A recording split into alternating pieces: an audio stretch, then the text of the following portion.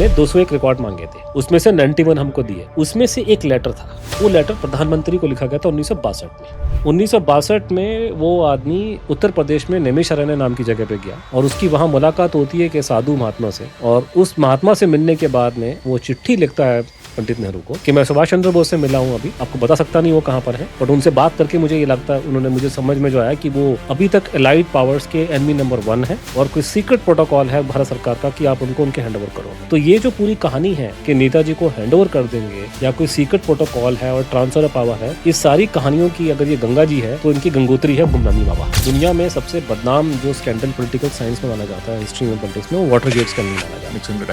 Nixon के time पे हुआ था। वो इतना बदनाम है कि उसकी उस दिन की वाटर गेट के होने के बाद से दुनिया में कोई भी स्कैंडल होता है दुनिया में तो गेट वर्ड लगा देते। जैसे हमारे कोलगेट स्कैंडल हुआ था मनमोहन सिंह के टाइम पे, तो कोलगेट इज नॉट मंजन, कोलगेट इज नॉट दातुन, कोलगेट इज द कोयले की खानों में पैसा खाया तो कोलगेट। तो ये गेट वर्ड वाटर गेट्स है। कोई भी रिपोर्ट आती है इंटेलिजेंस की, आप उसको फ्लैश कर दोगे मीडिया में, कहा कि आज ये पकड़ेगा, आज वो पकड़ेगा, वो कोर्ट में नहीं प्रूफ माना जाएगा। हमारे कोर्ट नहीं मानेगा, बाहर को छोड़ो आपको। कोर्ट में साबित करना इस चीज को नेक्स्ट टू इम्पॉसिबल है। दाऊद इब्राहिम पाकिस्तान में है, ये साबित करने का तरीका होगा जैसे कि दाऊद इब्राहिम एक एफिडेविट लिखे नोटरी का ठप्पा लगा के कि मेरा नाम दाऊद इब्राहिम है और मैं कराची में रहता हूँ, तब कोर्ट मानेगा वो कराची में कि हमारे पास 70,000 पन्ने हैं जो सुभाष बोस की डेथ से जुड़े हुए। हर एक ऐसा व्यक्ति जिसका सुभाष बोस से कोई भी लिंक हो, उसकी इंक्वायरी, जैसे फॉर एग्जांपल एक बड़ा अच्छा एग्जांपल मैंने तो आपकी भी हो रही होगी।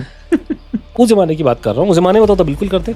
उस जमाने में हुआ क्या कि उसमें था कि एक बच्चा था 9वीं क्लास का, उसने चिट्ठी लिखी सुभाष बोस के बड़े भाई को कि नेताजी जीवित हैं क्या भैया, तो उसकी जासूसी शुरू हो गई। सर आप बहुत बड़ी बात बोल रहे हो, ये सब रिकॉर्ड पे है। कुछ रिसर्चर रशिया में गए थे 1990s में, ये उनके शब्द मेरे शब्द नहीं है, तो उन्होंने बाद में आके मीडिया में रिपोर्ट करी है। स्टालिन यूज्ड टू डिसलाइक पंडित जी, गाली दिया पंडित जी को, पॉलिटिकल प्रोस्टिट्यूट वर्ड यूज किया उनके लिए, राजनीतिक वैश्य। गांधी जी के मरने पे इन्होंने रशिया ने फूल तक नहीं भेजे हमारे को। और आपसे विनती करूँगा कि अगली बार हम जब पॉडकास्ट करेंगे तो आप उसमें रशियन एंगल और प्लेनकाश को उड़ा दीजिएगा, सीधा गुमनामी बाबा की बात करना, क्योंकि ये मेन टॉपिक है, ठीक है, क्योंकि ये अपने आप में ही महाकाव्य है गुमनामी बाबा, बिकॉज ये इज रियल स्टोरी। और यही सुभाष बोस कि सुभाष बोस के घर में जो जासूसी हो रही है कलकत्ता में, उसकी रिपोर्ट निकाल करके ये अपने SLO को, अपने मालिक को लंदन में दे रहे थे इंडिपेंडेंस के बाद। ये रिकॉर्ड पर है, don't worry, everything is on record. बहुत बड़ी बात कर रहे हो। ट्रीजन।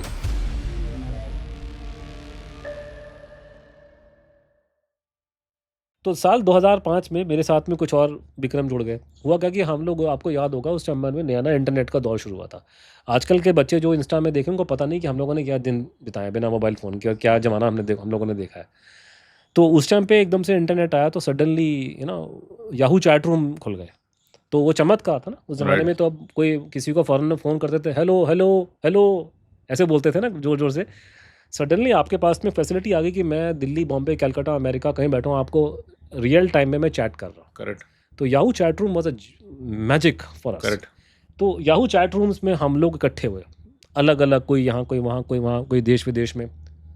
तो हम लोग याहू चैट रूम में इकट्ठे हो गए। हमारे अलग अलग दोस्त, हमारे कोई अमेरिका में, कोई इंग्लैंड में। मेरा दोस्त चंदू घोष उस टाइम पे बाद में ये लंदन में था, शायदन दिल्ली में था। पता लगा मेरा पड़ोसी निकला वो काम आसान हो गया कि पड़ोसी निकल गया, तो बाद फिजिकल इंटरफेस हो गया। विशाल भी पड़ोसी निकला, विशाल जो था ये पुरानी दिल्ली में रहता अभी भी। तो श्रीजीत पाणिकर हमारा एक दोस्त बना, वो त्रिवेंद्रम में था। आजकल वो सुपरस्टार है हमारा टीवी डिबेट्स का। He is probably the one of the most famous person in entire Kerala state, because every day he is on TV debates. He is very famous person by the way. तो if anybody is listening, he knows who Sreejith Panicker is. तो he the same Sreejith Panicker. तो श्रीजीत, हम लोग सारा group बनाया करके, तो वहाँ पे करते करते चंद्रचूड़ जो मेरा दोस्त है उसको आइडिया आया। उसके डैडी दादा दोनों वकील थे, डैडी अभी भी हैं वकील, अभी रिटायर हो गए।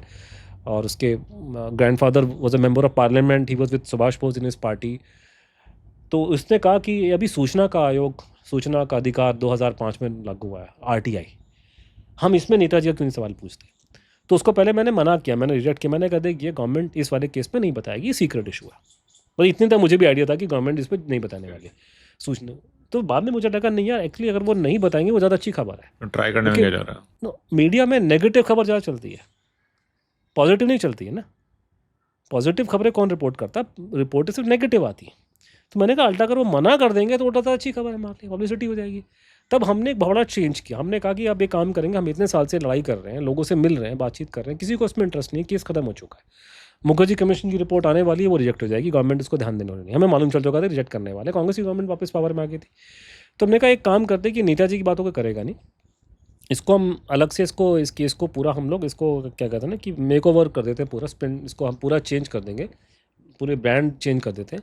हम सुभाष बोस की बात नहीं करते हैं, हम लोग डी क्लासिफिकेशन की बात करते हैं, सूचना के अधिकार की बात करते हैं, आरटीआई की बात करते हैं, क्योंकि ये उस ज़माने में RTI was very famous, very buzz, क्योंकि नया निकला था, आजकल तो लोग ठंडा पड़ गया सब कुछ, करेक्ट। उस ज़माने में इसका सब स्टार्ट हुआ था, सबसे बड़ी चीज़।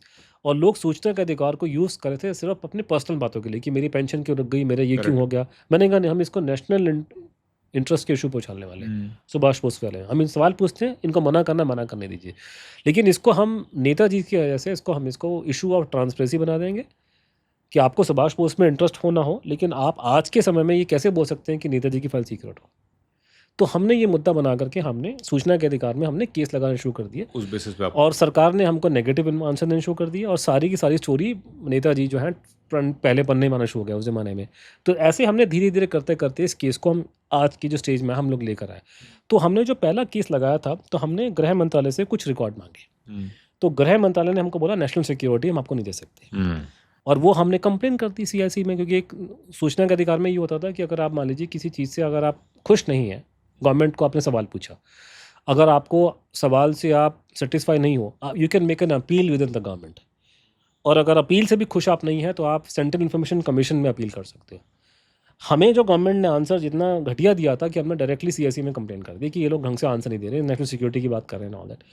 तो फिर हमारी सीआईसी में हियरिंग हुई, ये साल 2005-06 की बात है। अब 5-6 में तो गवर्नमेंट बीजेपी की नहीं थी ना, उनके ही लोग बैठे थे। तो उस ज़माने में एन तिवारी जी थे जो इन्फॉर्मेशन कमिश्नर थे, जिनसे हमारी बातचीत पहले हुई, उनके रिमिट में थे मेरे ख्याल से ये मुद्दा एमएचए वाला, और वो उसमें, और he was a former secretary to government of India by the way. तो उनके पास गए तो उन्होंने पहली मीटिंग में हमको उन्होंने बोला, बात करते करते तो उन्होंने कहा कि तुम यार क्या ये गड़े मुर्दे उखाड़ रहे हो, बेकार के सवाल, कुछ ढंग के सवाल पूछो ना। मजाक कर रहे थे हमारे साथ में, ये क्या सवाल पूछ रहे हो, कुछ अच्छे सवाल पूछे ना, ये क्या आपने पुरानी बातें उठा करके लिख रहा है। अच्छा जी आप बताइए आपका क्या स्टैंड है गवर्नमेंट ऑफ इंडिया का। तो हमने गवर्नमेंट ऑफ इंडिया से कुछ लिस्ट मांगी थी जो खोसला कमीशन और शाहनवाज कमेटी के सामने आई थी, डॉक्यूमेंट्स की लिस्ट, सीक्रेट डॉक्यूमेंट्स की लिस्ट थी। तो सरकार के वकील जो एमएचए का जो आदमी था, मेन आदमी, उसने कहा जी हमारे पास में कोई लिस्ट नहीं है। तब हमें कमिश्नर साहब ने हमको मजाक में झाड़ के भेज दिया कि तुम यार क्या बेकार के सवाल पूछ रहे हो, वो तो कह रहे लिस्ट ही हमारे पास में नहीं है, तुम क्या पूछना बेकार का सवाल पूछ रहे हो करके।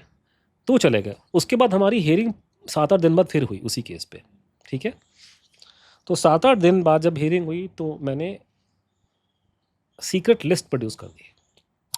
मैं पत्रकार था, मेरे को मिल गई कहीं से, मैंने वो लिस्ट कमिश्नर को दिखाई। ये क्या लिस्ट थी? डॉक्यूमेंट की लिस्ट थी कि कौन कौन से डॉक्यूमेंट उनके पास में, मतलब एक पार्शियल लिस्ट थी। अब मुझे कैसे मिल के, मैं पत्रकार था, मुझे मिल के कैसे, ठीक है।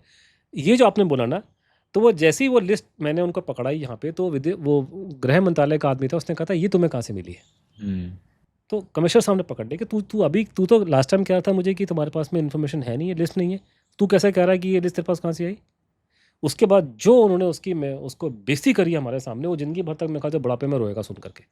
उसकी उन्होंने इंसल्ट करी कि तूने कैसे आप बोल दिया मेरे सामने की लिस्ट, तुम छुपा रहे हैं मेरे से चीज़ों। फिर उसके बाद में अगली हियरिंग हुई। अगली हियरिंग में तिवारी साहब की शक्ल में वो उड़े हुए, रंग उड़ा हुआ, कहते यार उन्होंने मुझे बोला, हम वहाँ बैठे हैं, वो साहब बैठे हैं बड़े टिपर में, सेक्रेटरी थे गवर्नमेंट ऑफ इंडिया के। उसने कहा जी मैं इन्फॉर्मेशन कमिश्नर हूँ। उन्होंने बोला मैं इन्फॉर्मेशन कमिश्नर हूँ, मेरी की नौकरी है कि मैं लोगों को बताऊँ कि सारी बातें खुल के होनी चाहिए। हमारे देश के जो गृह सचिव हैं, होम सेक्रेटरी, मेरे दोस्त हैं, और उन्होंने मुझे सीक्रेट चिट्ठी लिखी है। तो मैं आपको सीक्रेट चिट्ठी दिखा सकता नहीं, पर उन्होंने मुझे सीक्रेट चिट्ठी लिखी और उसमें उन्होंने लिखा है कि ये कागज़ देना देश हित में नहीं है। तो उसने कहा जी ये होता क्या था उस ज़माने में कि अगर कोई केस कोई ख़तरनाक हो जाता था सीआईसी के सामने, तो उसकी एक्स्ट्राऑर्डिनरी हियरिंग होती थी। तो तिवारी साहब ने वो केस ट्रांसफ़र कर दिया एक्स्ट्राऑर्डिनरी हियरिंग के लिए कि सारे कमिश्नर जो हैं led by the chief information commissioner Wajahat Habibullah.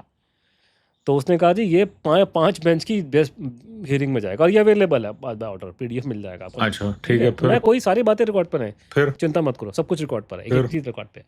तो उन्होंने इन्फॉर्मेशन कमिश्नर ने led by Wajahat Habibullah ji extraordinary hearing बुलाई इस केस की, ठीक है।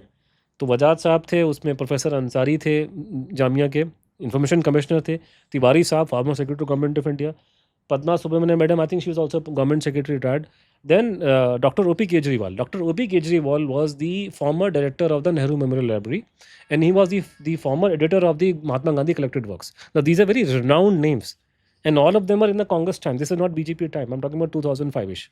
कि लोगों को लग रहा है कि मैं अनुज सर आज से नहीं बोल रहा, ये मैं 2001 से बकवास कर रहा हूँ उस केस पे. तो ये उन्होंने उनके सामने हियरिंग करवाई.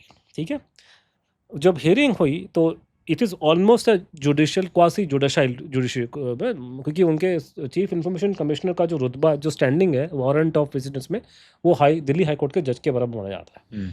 तो वो जो बैठे वहाँ पे, तो पांचों कमिश्नर बैठ गए ऊपर सामने, और एक साइड पे हम आके खड़े हो गए कि हमने डिमांड किया. वहाँ से गृह मंत्रालय के लोग आए. उसमें से एक थे मिस्टर गोयल, जो बाद में 2 साल में होम सेक्रेटरी बने. मतलब you got the one of the highest ranking officer who came. साथ में उनके एक आदमी आया उसने मेरे को जो घूर के देखा, मेरे को लगा ये आईबी का आदमी, कि ये घूर के आईबी वाले देखते हैं शक्ल में वैसे, जैसे उसकी मैंने को बहस खोल ली उसकी बैठ करके. तो वो आकर के उन्होंने लड़ना शुरू कर दिया. अब इन बाबुओं को पता नहीं है कि तुम ये लड़ाइयाँ तो अपने ऑफिस में कर सकते हो, कि तुम इलाका तुम्हारा है, तुम्हारी वर्दी, तुम जो मर्जी कर लो, लेकिन अगर पब्लिक में अगर आप ये अपनी हरकत दिखाओगे तो कोई आपकी बात मानेगा नहीं. आप अपने ऑफिस में बैठ कर जो मुझे डींगे हाँकनी कर लो कि हम वो कर देंगे, ये कर देंगे, आप पब्लिक में बोल के दिखाइए इस बात को. ये यहाँ पर आए, इनसे हमारे से लड़ाई हुई. वो एक भी बात का ढंग का आंसर नहीं दे पाए कि आप फायदे क्यों नहीं देना चाहते, बताइए. उल्टी सीधी बातें करनी शुरू कर दी. नहीं है ये उसने कहा जी आप डिफाइन करो नेशनल इंटरेस्ट में क्यों नहीं है. तब उन्होंने ऑन रिकॉर्ड 2 बातें मानी गृह मंत्रालय ने, कि हमारे पास 70,000 पन्ने हैं जो सुभाष बोस की डेथ से जुड़े हुए पन्ने. ठीक है, नॉट फाइल्स, पन्ने, डॉक्यूमेंट्स. और उसमें से कुछ रिकॉर्ड्स इतने कंट्रोवर्शियल हैं कि अगर उनको रिलीज़ कर देंगे तो पूरे देश में लॉ एंड ऑर्डर की प्रॉब्लम हो जाएगी, खासकर वेस्ट बंगाल में. ये हमारा डर है. तो जब उसने ये बोला तो सारे कमिश्नर्स की हवा उड़ गई. इसने कहा ये क्या बोल रहा है बैठ करके, तो ये तो समझ में नहीं आ रहा है हमारे को. और they were not willing to talk properly. और अगर ये लाइव टेलीकास्ट अगर हो जाता ना तो बवाल देश में मच जाता उस ज़माने में. तो उस टाइम पे फिर ये रिपोर्ट हुआ, मिल जाएगा आपको. अब रिपोर्टिंग्स की बेसिक रिपोर्ट तो मिल जाएगी, मीडिया में खबर आई थी बाद में, ऑर्डर अवेलेबल है, मैं आपको कोई अपनी बात नहीं बता रहा हूँ. तो ये उसमें बाद में कमीशन ने ऑर्डर दिया, ऑर्डर अवेलेबल है. उन्होंने कहा कि नहीं ये गलत है, आज के ज़माने में सूचना का आयोग आ चुका है, अब ये आपको देने पड़ेंगे, ये गलत बात है. फिर जो इन लोगों ने 201 डॉक्यूमेंट मांगे हम लोगों ने, जो लिस्ट में थे या उसके साथ में, एक तो इनको सारे रिकॉर्ड दो. और ये 70,000 पन्ने आप जो बोल रहे हो, आपको ये छुपाने का मतलब नहीं है. इसको आप सारे को नेशनल आर्काइव आप भेज दीजिए. ठीक है, ठीक है. तो इसके ऊपर बाद में मीडिया में खबर भी आई कि जो cabinet committee on political affairs की मीटिंग होती है, CCPA की, जो भारत की सबसे बड़ी बॉडी, जिसमें प्रधानमंत्री, रक्षा मंत्री, वो सब आ के बात करते हैं. छोटा मोटा मुद्दा नहीं है ना, ये कोई अरशी तलवार केस नहीं है. ये आपको लगता है कि वो बहुत बड़ी मिनिस्ट्री है, बट ये एक लोकल मर्डर केस है. ये टॉप लेवल का इशू है इंटरनेशनल का. तो उन्होंने उसमें मोस्ट लाइकली, क्योंकि हमारे पास रिकॉर्ड उसके नहीं है, वो डिक्लासिफाई नहीं हुआ, लेकिन उन्होंने पार्शियल डिस्क्लोजर उन्होंने ऑर्डर किया. तो 201 में से 91 रिकॉर्ड उन्होंने हमको दिए. ठीक है, और वो 70,000 में से उन्होंने कुछ हज़ार पन्नों को रिलीज़ करके नेशनल आर्काइव भेज दिया. अब आपके सवाल का जवाब, जो आपने कहा ना कि ये इतनी बड़ी गलती कैसे हो जाती, होता क्या है ना कि इंसान गलती का पुतला होता है. जब आप एक झटके में हज़ारों पन्ने निकालते हो तो कई बार गलती से ऐसा माल निकल जाता है जो आपको निकालना नहीं चाहिए. तो ये गलती इनसे पहली बार हुई है 2005 में. तो वो आपने फिर पकड़ ली. मैं बता रहा हूँ कि वो तो बड़ी खतरनाक गलती हुई थी उनसे. ये तो अभी की बात का आपने बोली रंगोजी टेम्पल की. वहाँ गलती ये हुई कि इन्होंने साल 2010 में फैसला लिया कि हम ये इसमें से कुछ 1,000 पन्ने नेशनल आर्काइव भेज देंगे. ठीक है, 2012 में वो पन्ने नेशनल आर्काइव पहुँच जाते हैं, जो 1,000 के आसपास फाइल थी, 1,000 प्लस, जो हमारे केस से जुड़ी थी, जो हमारे ऑर्डर पे निकली है. तो वो उसमें तो ये इन्होंने 12 तक वो डॉक्यूमेंट यहाँ पर आए, और आने के बाद में उनको प्रोसेस किया जाता है, कैटलॉगिंग होती है नेशनल आर्काइव्स में. तो 2014 के आखिर में वो रिकॉर्ड जो है वहाँ पे उसमें आ गए, नेशनल आर्काइव में आ गए. अब क्योंकि हमको इस केस का मालूम था, हम ही ट्रेस कर रहे थे, तो मैं गया देखने के लिए वहाँ पे कि क्या उसके अंदर मालूम. तो वो आपका वो आता है कि ना कि जब आप एक झटके में अगर आप जब फाइल पब्लिक करते हो, किसी ने बिना देखे, तो गलती से कई बार नहीं ये होता है. ये इवन अमेरिका में हो चुका कि CIA ने गलती से रिकॉर्ड पब्लिक किए बहुत सारे, गलती से कुछ फाइल ऐसी निकल गई जो निकालनी नहीं चाहिए थी, बाद में उन्होंने रीक्लासीफाई कर दिया. बस यही गलती की वेट कर रहे हो तो आप. तो वो हुआ कि जैसे ही हमने वो देखा तो गलती से ना ओरिजिनल नहीं आया, फोटो कॉपी कुछ रिकॉर्ड की उसके अंदर आ गई. तो मैंने चंद्रचूड़ को फ़ोन किया, मैंने कहा चंद्रचूड़ इसमें तो वाटरगेट स्कैंडल पार्ट 2 है यहाँ. तो वाटरगेट क्या है, ये यंग बच्चों को जाना जरूरी है. दुनिया में सबसे बदनाम जो स्कैंडल पॉलिटिकल साइंस में माना जाता है, हिस्ट्री में, पॉलिटिक्स में, वो वाटरगेट स्कैंडल माना जाता है। निक्सन के टाइम पे निक्सन के टाइम पे हुआ था। वो इतना बदनाम है कि उसकी उस दिन की वाटरगेट के होने के बाद से दुनिया में कोई भी स्कैंडल होता है दुनिया में, तो वो गेट वर्ड लगा देते। जैसे हमारे कोलगेट स्कैंडल हुआ था मनमोहन सिंह के टाइम पे, तो कोलगेट इज़ नॉट मंजन, कोलगेट इज़ नॉट दातुन, कोलगेट इज़ द कोयले की खानों में पैसा खाया, तो कोलगेट। तो ये गेट वर्ड वाटरगेट से है। वो भी करप्शन स्कैंडल था, कॉर्पोरेट ब्राइबरी के ऊपर, राइट सर? वाटरगेट स्कैंडल जो क्या था, क्योंकि ये मैंने लोगों को समझाया, जस्ट वेरी ब्रीफली एक लाइन में अगर दर्शकों को। मैं समझा रहा हूँ, बिकॉज मेरी प्रेजेंटेशन जो मैं देता हूँ उसमें बड़ा कंपोनेंट आता है इसका, क्योंकि मैंने यूएस में काफ़ी लोगों को समझा है बातों की कि आप लोग अपने आप को बड़ा होशियार समझते हैं आपको। And Nixon had to resign because of that. The Watergate में हुआ ये था कि वाटरगेट स्कैंडल क्या हुआ था कि वहाँ पे वाटरगेट कॉम्प्लेक्स का बिल्डिंग्स है, आप गूगल करेंगे आपको मिल जाएगा, वाशिंगटन के अंदर बिल्डिंग ऑफ कॉम्प्लेक्स है वहाँ पे, तो उसमें वाटरगेट कॉम्प्लेक्स बिल्डिंग्स कहते थे उनको। तो 73 में वहाँ पे रिचर्ड निक्सन अपने ना वो वहाँ के राष्ट्रपति थे, उनके हिसाब से बड़े सुरता आइटम था वो, ट्रिकी डिक उनको बोलते थे। और डेमोक्रेटिक पार्टी अपोजिशन में थी, रिपब्लिकन पार्टी का था ये, ठीक है, जो ट्रम्प साहब की पार्टी उसी पार्टी का था। तो रिचर्ड निक्सन ने कहा था ट्रम्प को कि तू प्रधान राष्ट्रपति बनेगा फ्यूचर में, तो ये उसको बड़ा मानते हैं उसको। तो रिचर्ड निक्सन ने, तो हुआ क्या कि वहाँ पे रात को वहाँ पे उसी डेमोक्रेटिक वो जो वाटरगेट बिल्डिंग जो थी, होटल थे, यहाँ था, उस पूरा कॉम्प्लेक्स है बिल्डिंग का, उसमें डेमोक्रेटिक पार्टी का ऑफिस था जो अपोजिशन पार्टी थी। और रात को वहाँ पे बर्गलरी हुई है, वहाँ पे कुछ 4-5 लोग वहाँ पे बर्गलरी करने के लिए, चोरी करने के इरादे से घुसे। वो अंदर घुसे तो वहाँ की सिक्योरिटी को मालूम चल गया, उन्होंने जाके उनको अरेस्ट कर लिया। तो अरेस्ट कर लिया तो पुलिस ने पकड़ लिया उनको, पुलिस ने पकड़ा तो कल जा करके मतलब उनको सुबह कोर्ट के सामने ले जाया गया। तो जब कोर्ट के सामने वो आए तो उनकी जब शक्लें देखी तो बड़े बड़े डिसेंट टाइप लोग देखने में लगे, बड़े बड़े हैंडसम से, मतलब शक्ल से बड़े लगे कि पढ़े लिखे शरीफ पढ़े लिखे शरीफ लोग थे। तो उसने कहा जी आप हो कौन, करते क्या हो? ऐसे तो चोर तो देख, चोर, शक्ल से चोर तो लग नहीं रहे आप लोग। तो उसने कहा जी हम तो रिटायर्ड गवर्नमेंट के आदमी हैं। तो कहता रिटायर्ड किस में रिटायर्ड? ये फिल्म बाद में आई थी ऑल द प्रेसिडेंट मैन, उसमें ये ड्रामेटाइज किया था ये सीन वाला, रॉबर्ट रेडफोर्ड वगैरह वो सब उसमें एक्टिंग की थी, उसको बहुत ऑस्कर मिले थे फिल्म को। उनसे पूछा कि कहाँ काम करते थे गवर्नमेंट के अंदर, तो उसमें से 3 ने बोला कि CIA में हम लोग काम करते थे पहले, उससे जुड़े हुए CIA से। तो CIA के रिटायर्ड आदमी चोरी करना है। डेमोक्रेटिक पार्टी के बीच में क्या चोरी करने आए थे रात को? तो पता लगा कि वो चोरी करने नहीं आए थे। आजकल के ज़माने तो टेक्नोलॉजी बहुत एडवांस हो गई है ना, आजकल तो आपके वो सब व्हाट्सअप पढ़ लेते हैं वो लोग, सॉफ्टवेयर आ गए हैं। उस ज़माने में वो फ़ोन टैप करते थे वो लोग, तो वो फ़ोन टैप करने के लिए वो ईव ड्रॉपिंग डिवाइसेस लगाने पड़ते थे कि आपकी वायर टेपिंग करना, डिब्बी लगा दी यहाँ पे ताकि आपके फ़ोन कॉल वगैरह सब रिकॉर्ड हो। करेक्ट। आजकल बहुत एडवांस हो गया है। करेक्ट, उस टाइम पे वो चोरी थी। हाँ, तो वो ये बेचारे डब्बे लगाने गए थे वहाँ पे, तो पकड़े गए डेमोक्रेट वाले। हाँ, ये पकड़े गए, वो पकड़े गए। करते करते खबर निकली कि ये जो आए थे ना, इसकी नॉलेज राष्ट्रपति को भी थी। और उसके बाद पूरे अमेरिका बवाल मच गया। कहा जी तुम्हारी हिम्मत कैसे हुई अपने देश में जासूसी करने की अपने लोगों के ऊपर? पूरी अमेरिका की अपोजिशन पार्टी, रूलिंग पार्टी, वहाँ का सोशल जो सोसाइटी, कोर्ट, वो निक्सन के पीछे उसको इतना दुत्कारा गया बेचारे को। उसने बड़े अच्छे, अगर आप अमेरिकन हैं उनके हिसाब से उस आदमी ने बहुत अच्छे काम किए, लेकिन इस बात पे वाटरगेट के नाम पे उसको उन्होंने दुत्कार करके उसको जूते मारे, बेचारे को रिजाइन करना पड़ा। पूरी अमेरिका की हिस्ट्री में कोई और राष्ट्रपति आज तक रिजाइन नहीं किया, because he was planting devices. जो हरकत क्लिंटन ने करी है वो यहाँ बोलने के लायक नहीं है, ओवल हाउस के अंदर उसके अंदर लड़की के साथ में, ठीक है ना, और बच गया उसको उल्टा सीधा बोल करके वो। तो जो हरकतें बाद में की है वो सब बच गए।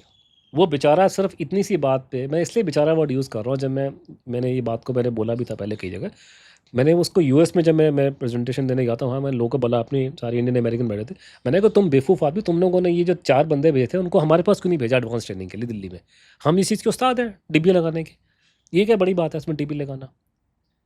ये हमारे लिए बहुत छोटी चीज़ें हैं। ये CIA के बंदे थे जो आए थे डिब्बी तो ये ट्रेनिंग इनको अच्छी नहीं मिली लोगों को, बड़े नौसिखिया किस्म के लोग। तो ये निक्सन जी के कहने पे आए थे कि, और ये इतना छोटा सा काम नहीं कर सके। हमारी जो एक्सपर्टीज इस केस में है उस पर आपको पॉडकास्ट करने चाहिए। जैसे हमने 2 ब्रिटिश प्रधानमंत्रियों को हम लोगों ने टैप किया हुआ है, हमारी ये एक्सपर्टीज़ है इस चीज़ में, हम इस गेम के उस्ताद हैं। फ़ोन टैपिंग करना, रिकॉर्डिंग करना, ये करना, वो करना। आईफोन का कोई लॉक, मंत्री, आईफोन का लॉक तोड़ना। किसी मंत्री ने एक स्टेटमेंट दी किसी बंदे को अमेरिका में कि कोई मंत्री साहब गए थे और जैसे ही वो वहाँ निकला वो कहता हाँ मैं ऐसी जगह पे गया जहाँ मेरे को सब खुला है, मेरा तो माली भी IB में काम करता है। हम इन चीज़ों के उस्ताद हैं। ये लोगों को पता नहीं हमारे देश की कि हमारी भी कितनी जासूसी करना, मुखबरी करना, उसमें हमारी कितनी एक्सपर्टीज़ हम लोगों की। तो ये पकड़ा गया। हमारे पास ट्रेनिंग होता तो ये पकड़ा नहीं जाता। जब मैंने वो फाइलें खोल के देखी 2014 में, तो वहाँ पता लगा कि इंडिपेंडेंस के बाद से लेके कम से कम 71 तक हो उस जो फाइल दिखाई दी, ये लोग सुभाष चंद्र बोस के फैमिली वालों पे और सब पे जासूसियाँ कर रहे थे बैठ कर के, रिपोर्टें जा रही थी और कभी खबर मार्केट में नहीं आई कभी। Sorry, come again. When I went to the national archive, जो फाइल मैंने कहा ना जो गलती से निकल गई, जो उनको निकालनी नहीं हाँ चाहिए हाँ थी, हाँ। लोकल इंटेलिजेंस वाले स्पाइंग कर रहे थे सुभाष बोस की फैमिली पे और बाकी लोगों पे, और वो रिपोर्टें दिल्ली भेज रहे थे। जैसे काओ के पास रिपोर्ट भेजी, उसके पास रिपोर्ट भेजी। आरन काउ। हाँ, आर्यन काओ, एक ही काओ है भारत में, और तो कोई काओ है नहीं, तो उनको भेज रहे हैं, उसको भेज रहे हैं करके, ठीक है। वो मैंने चंद्रचूड़ को बोला, देख भैया ये तो वाटर गेट स्कैंडल है ये तो जासूसी चल रही है पंडित जी के टाइम पे, पंडित जी के बाद चल रही है। वो बड़ा बड़ा नाम लेते थे वहाँ पे, क्या नाम है कि एक 71 तक चल रही थी। नहीं, वो ये मैं उसकी बात कर रहा हूँ। बाद में जब हम लोग निकले, जैसे मैं आपको एग्जांपल देता हूँ, इसकी एक अलग कहानी है। नहीं सर, एक मिनट, टाइमलाइन समझने तो, जो जासूसी चल रही थी वो 46 से 71 तक चल नहीं, मैं आपको बता रहा हूँ कि ये मुझे, मैं अभी आपको जो कहानी सुना रहा हूँ वो कहानी है साल 2014 के एंड की, जब मेरे को ये डिस्कवर किया। उसके बाद इसमें और चैप्टर जुड़े हैं। जैसे उसमें एक चैप्टर और जुड़ा कि जैसे ये रिपोर्ट ब्रेक हुई है मीडिया में, तो एक बॉम्बे में एक पुराना पत्रकार बैठा हुआ था, ठीक है। उसके दादाजी या नाना जी आईबी में थे। उनको अगर फाइल्स का गट्ठा दिया उनको फूकने के लिए, ठीक है, उन्होंने फूका नहीं, घर में ला के रख दिया आपने। तो उसका बहुत देखता था कि इसमें कुछ कागजों में कुछ लिखा, उसको कोई समझ में नहीं आया कि ये है क्या। जब वो रोज़ रिपोर्ट हुई कि ये जासूसी करे सुभाष बोस को लेकर के, उसको तब समझ में आया कि बाबू इसमें तो वही लिखा हुआ है। तो वो खजाना तो मेरे पास पड़ा हुआ है। उसने भी लीक करा, फिर बाद में उसने भी वो अलग इंडिपेंडेंट निकल के आया। तो बाद में फिर उसी टाइम पे जब ये बवाल मचा, तो ममता बनर्जी गवर्नमेंट ने भी अपने 65 इंटेलिजेंस की फाइल रिलीज़ करी, थोड़ा खजाना वहाँ से भी निकला हमारे हाथ में। तो आपका जो सवाल का आंसर जो मैं दूंगा वो 14 से बाद मेरे को समझ में आया, 15-16 में, कि जासूसी हो रही थी 84 तक। अच्छा, ठीक है, वो सिर्फ कलकत्ता बंगाल में नहीं हो रही थी, पूरे इंडिया में हो रही थी कि हमें मद्रास का भी लिंक आ रहा है हमको उसमें, और वो सिर्फ नेताजी के परिवार की नहीं हो रही थी। हर एक ऐसा व्यक्ति जिसका सुभाष बोस से कोई भी लिंक हो, उसकी इंक्वायरी। जैसे फॉर एग्जांपल, एक बड़ा अच्छा एग्जांपल मैंने तो दिया, आपकी भी हो रही होगी। उस ज़माने की बात कर रहा हूँ। उस ज़माने में तो बिल्कुल करते। उस ज़माने में हुआ क्या कि उसमें था कि एक बच्चा था 9वीं क्लास का, उसने चिट्ठी लिखी सुभाष बोस के बड़े भाई को कि नेताजी जीवित हैं क्या भैया। तो उसकी जासूसी शुरू हो गई। तो उन्होंने बच्चों तक को नहीं छोड़ा, लोगों ने बच्चों तक की जासूसी की है। तो ये सारा माल मत्ता जो है ना, ये सर आप बहुत बड़ी बात बोल रहे हो, ये सब रिकॉर्ड पे है। अरे इसको लेकर तो बवाल मचा पूरे टीवी चैनल में 2015 में बवाल। जब ये अब उसमें जब ये बात निकली, तो नेताजी में इंटरेस्ट होना हो, लेकिन हर एक जर्नलिस्ट को वाटर गेट का मालूम था। तो ये इंडिया टुडे का 2015 में कवर स्टोरी बना, स्नूपिंग ऑन नेताजी। और उस दिन के बाद में देश के अंदर बवाल मच गया। बताओ, वो 8-10 दिन तक मैं भारत का 3-4 सबसे फेमस लोगों में से बन गया था। मतलब आज जो मैं आपके सामने बैठा हूँ, मेरी रिस्पेक्ट उसी वजह से है, 2015 के बवाल के बाद से। तो मतलब सर उस टाइम पे सारे के सारे अर्नब वर्नब सारे स्टोर में बैठा करके पूरे प्रोग्राम हमने बैठ के जो उनको उल्टा से सुनाया करके, अब वो केस दबा दिया गया, उसकी और एक अलग कहानी है। लेकिन ये कि वो कहानी वहाँ से निकली, उस दिन के बाद से नेताजी वाला केस जो है मीडिया में हाईलाइट में आ गया कि साहब ये जासूसी कर रहे हैं और उनके पास कोई जवाब नहीं, क्यों कर रहे थे। सारे मेन स्ट्रीम मीडिया ने और सारे लोगों ने उसका कंक्लूजन यही निकाला, और लोगों ने आईबी के रिटायर्ड हो के कोट डाल दिए मीडिया के अंदर कि वो जासूसी सुभाष बोस की कर रहे थे। नेताजी के किसी भतीजे की जासूसी नहीं कर रहे थे वो लोग। उनको शायद मालूम नहीं था कि रियल आदमी कहाँ पर है, या उनको इन्फॉर्मेशन कलेक्ट करनी थी। इसलिए जो भी आदमी का नेताजी से लिंक हो, उसकी जासूसी करो, रिपोर्ट आईबी को दो, नेताजी का पता चल रहा है। So this is Watergate का, ये बहुत बड़ी चीज़ है। वाटर गेट बहुत छोटी चीज़ के सामने। वो तो बेवकूफ़ आदमी हो तो एक 4 डिब्बी लगा के भी नहीं आए। हम लोग तो डिब्बियाँ लगाने के उस्ताद हैं भैया। हमारे तो यहाँ तो एक के बाद एक कहानियाँ हैं। मतलब एक इंग्लैंड का प्रधानमंत्री यहाँ पर आया था, और उसके बाद में उनको शक हुआ, तो उन्होंने दीवार से उन्होंने लाए थे ये लोग अपने डिवाइसेस करके, तो उन्होंने होटल की दीवार में क्या दिल्ली में, तो दीवार में से डिब्बी निकली हम लोगों को लगाई थी। हम उस्ताद इन चीज़ों के। कब की बात है सर? और है छोड़ा, मतलब मैं एग्जांपल आपको दे रहा हूँ कि हम लोग उस्ताद इन चीज़ों के। ये नौसिखी है अमेरिका वाले। हमारा पैसा पूसा हमारे पास में नहीं है, हमारा बजट कम है। नहीं तो हमारा बजट हो, हम तो दुनिया की जासूसी करके इनके सब चिट्ठा उतार देंगे। ये तो अभी जुम्मा 47 बनी है आपकी, 80 आई है। ये तो आईबी बनी है 1850 की कब की। 150 साल से जासूसी कर रहे हैं बैठ के लोग वगैरह, और एक नंबर के उस्ताद है जासूसी करने में लोग। तो this is, you have to keep this in mind. तो ये वहाँ से निकल के आया, वहाँ से बवाल मचा, और तभी लोगों को समझ में आ गया कि ये कहानी वो नहीं है जो लोगों को दिखाई दे रही है। न केवल वो आदमी नहीं मरा, और अगर आप 84 तक उनके नेताजी के फैमिली के लोगों के फ़ोन टैप कर रहे हो, इसका मतलब तुम्हारे को खतरा बहुत आगे तक था। तो ये कहानी रशिया में ख़त्म नहीं हो रही है, 84 तो चल रही है, आगे चल रही है। अब उसमें बीच में रशिया का मैं हल्का सा आपको बताता हूँ कि जैसे मैं सर। तो वो कनेक्शन तो हम मिस कर गए ना कि रशिया जान रहे थे वो। नहीं, कनेक्शन मिस नहीं किया। प्रॉब्लम ये हो रही है कि आप मुझे चाह रहे हैं कि पूरी महाभारत को मैं आपको 2 घंटे में पूरा पार्ट सुनाऊँ। महाभारत का पार्ट, सर वो क्यूरियोसिटी इतनी हो जाती है ना, मतलब मैं इसलिए नेक्स्ट पे रशिया आया तो अपने आप में बहुत बड़ी कहानी है। रशिया में कहानी ये है कि जब मैं आपको स्टार्ट करता हूँ कि जैसे अंग्रेज़ों के ज़माने में बहुत सी, या मैं आपको पूरा कंक्लूजन सुनाता हूँ करके, वो ये है कि आज के ज़माने में इंटेलिजेंस के रिकॉर्ड और काफ़ी रिलायबल टेस्टिमनीज़ हैं, वो ये कहती हैं कि वो रशिया में थे। और मेरा मानना है कि वो टेस्टिमनीज़ और वो इंटेलिजेंस की रिपोर्ट्स करेक्ट है।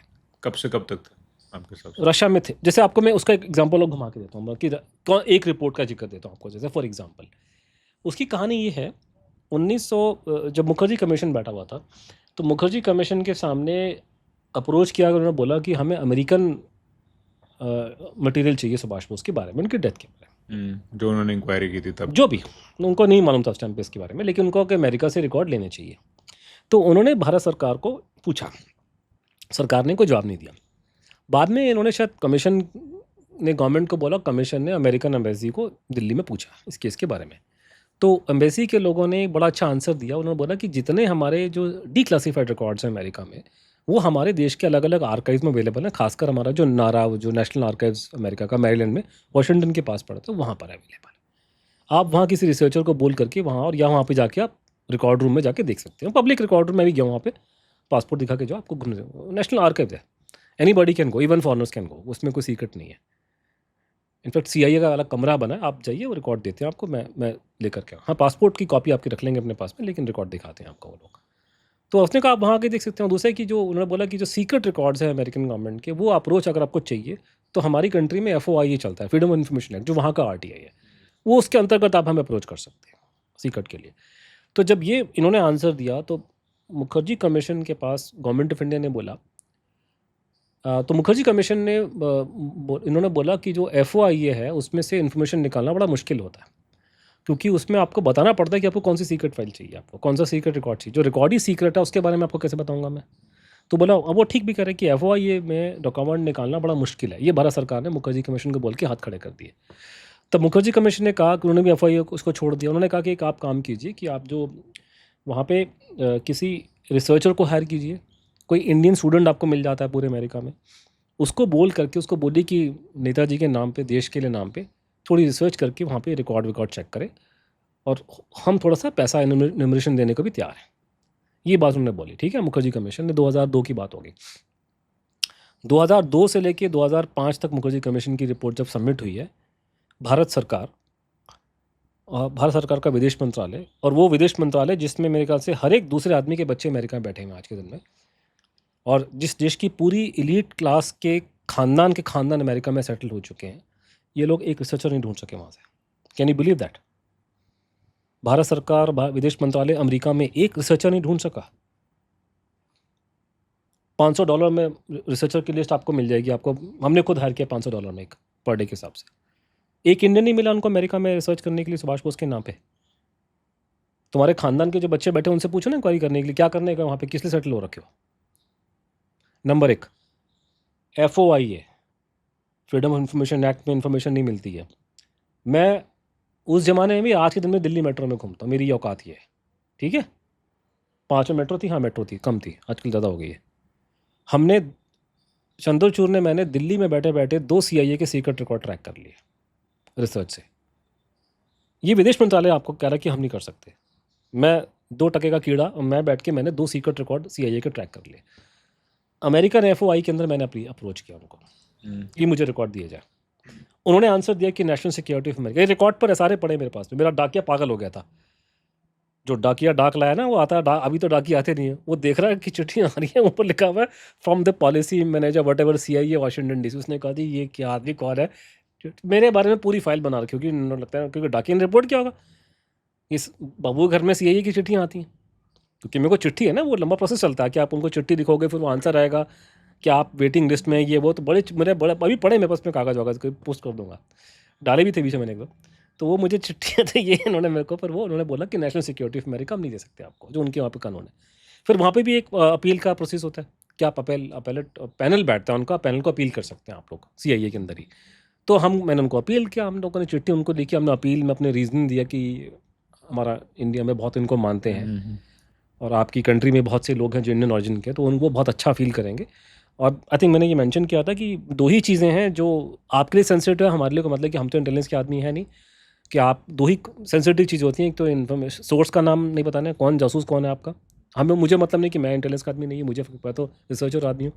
तो आप सोर्स का नाम हटा दीजिए और आप उसमें से मेथड ऑफ इंटेलिजेंस गैदरिंग, कि आपने इंटेलिजेंस कलेक्ट कैसे किया है, वो भी सीक्रेट होता है, कैसे उन्होंने इन्फॉर्मेशन निकाली है, मुझे मतलब नहीं, मैं तो रिसर्चर आदमी हूँ। हमने कहा ये हटा दीजिए, बाकी आप मुझे। तो उन्होंने क्या कि उनको काट करके, वो उसको डिडक्शन कहते हैं अमेरिका में, काला करके उन्होंने हमको 2 रिकॉर्ड दे दिए। उसमें से एक रिकॉर्ड जो था वो ये बोल रहा है कि 1949 के एंड या 50 की शुरुआत में उन्हें इंटेलिजेंस मिलती है कि सुभाष चंद्र बोस जो साइबेरिया में है, वो भारत में आने का उनकी खबर है कि वो भारत में आएंगे। साइबेरिया में था उस टाइम पे साइबेरिया में, रशिया के अंदर। 47। सो this is CIA report. Okay. तो ऐसे लाइक वाइज मेरे पास में अलग अलग रिपोर्टें, अलग अलग चीज़ें, मतलब बहुत सारी हैं।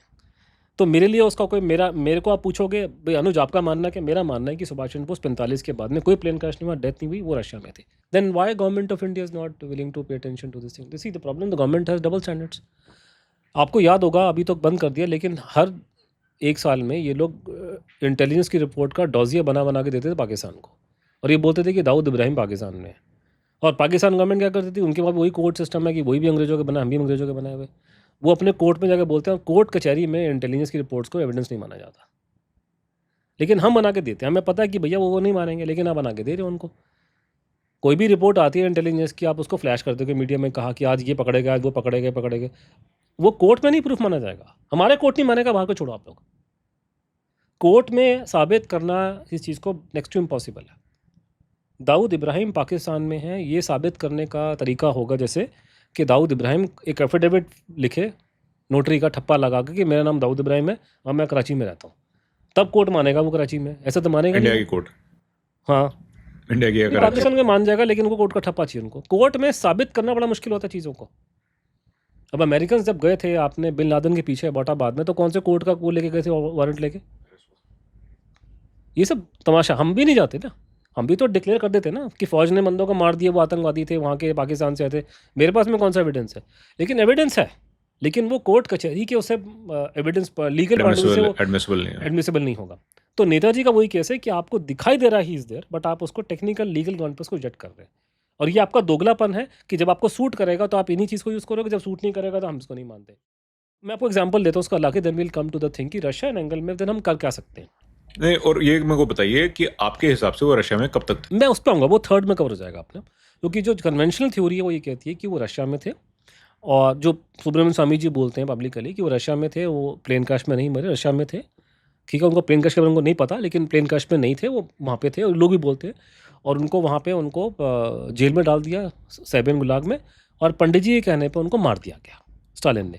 स्टालिन की डेथ हुई है 53 में, तो he must have died before 53। That is the view given by the Russian supporters, number 1। ना उसमें प्रॉब्लम, मल्टीपल प्रॉब्लम्स आ रहे हैं। मतलब एक तो है सर्कमस्टेंशियल एविडेंस। सर्कमस्टेंशियल एविडेंस में से फॉर एग्जांपल ये आता है कि जब मुझे समझ में नहीं आया कि I have met Subramaniam Swami ji. Swami ji जैसा पढ़ा लिखा आदमी ये बात बचकानी बातें कर रहा है, एक बेसिक अंडरस्टैंडिंग। देखो, एक नेताजी वाले केस में लोगों को ये समझना पड़ेगा, हम बात कर रहे हैं, हम पॉडकास्ट कर रहे हैं 2025 में, जिन घटनाओं का जिक्र हम कर रहे हैं वो 1950, 40, 45 में हुई। ठीक है, आप 40-50 साल छोड़ो, 10 साल पहले की दुनिया अलग थी। शब्दों के मीनिंग बदल जाते हैं समय के साथ में। किसी ने बोला, सुभाष चंद्र बोस ने कहा कि डिक्टेटरशिप आनी चाहिए, जैसे फॉर एग्जांपल, मुझे पता नहीं कहा था, लेकिन इसे वर्ड यूज़ किया। आज के ज़माने में जब हम वर्ड डिक्टेटर यूज़ करते हैं, हमारे दिमाग में आता है वो जो नॉर्थ कोरिया में बैठा है वो डिक्टेटर है। हमारे दिमाग में हिटलर आता है, डिक्टेटर है, कि जो लाखों लोगों को मार दे, माओ डिक्टेटर है। लेकिन उस ज़माने में जब लोग डिक्टेटर का वर्ड यूज़ करते थे, उनका मतलब ये नहीं था, उनका मतलब था स्ट्रांग लीडरशिप। महात्मा गांधी ने कई बार बोला कि मैं कांग्रेस का डिक्टेटर हूँ, तो गांधी जी का मतलब ये नहीं था कि मैं माओ त्से बन गया। गांधी जी का मतलब कि मेरा स्ट्रांग लीडरशिप रहेगी। तो शब्दों के मीनिंग, कई मैं आपको बोलना चाहता नहीं हिंदी में, जो आज के दिन में गाली हैं वो एक्चुअली गाली नहीं थे पहले ज़माने में।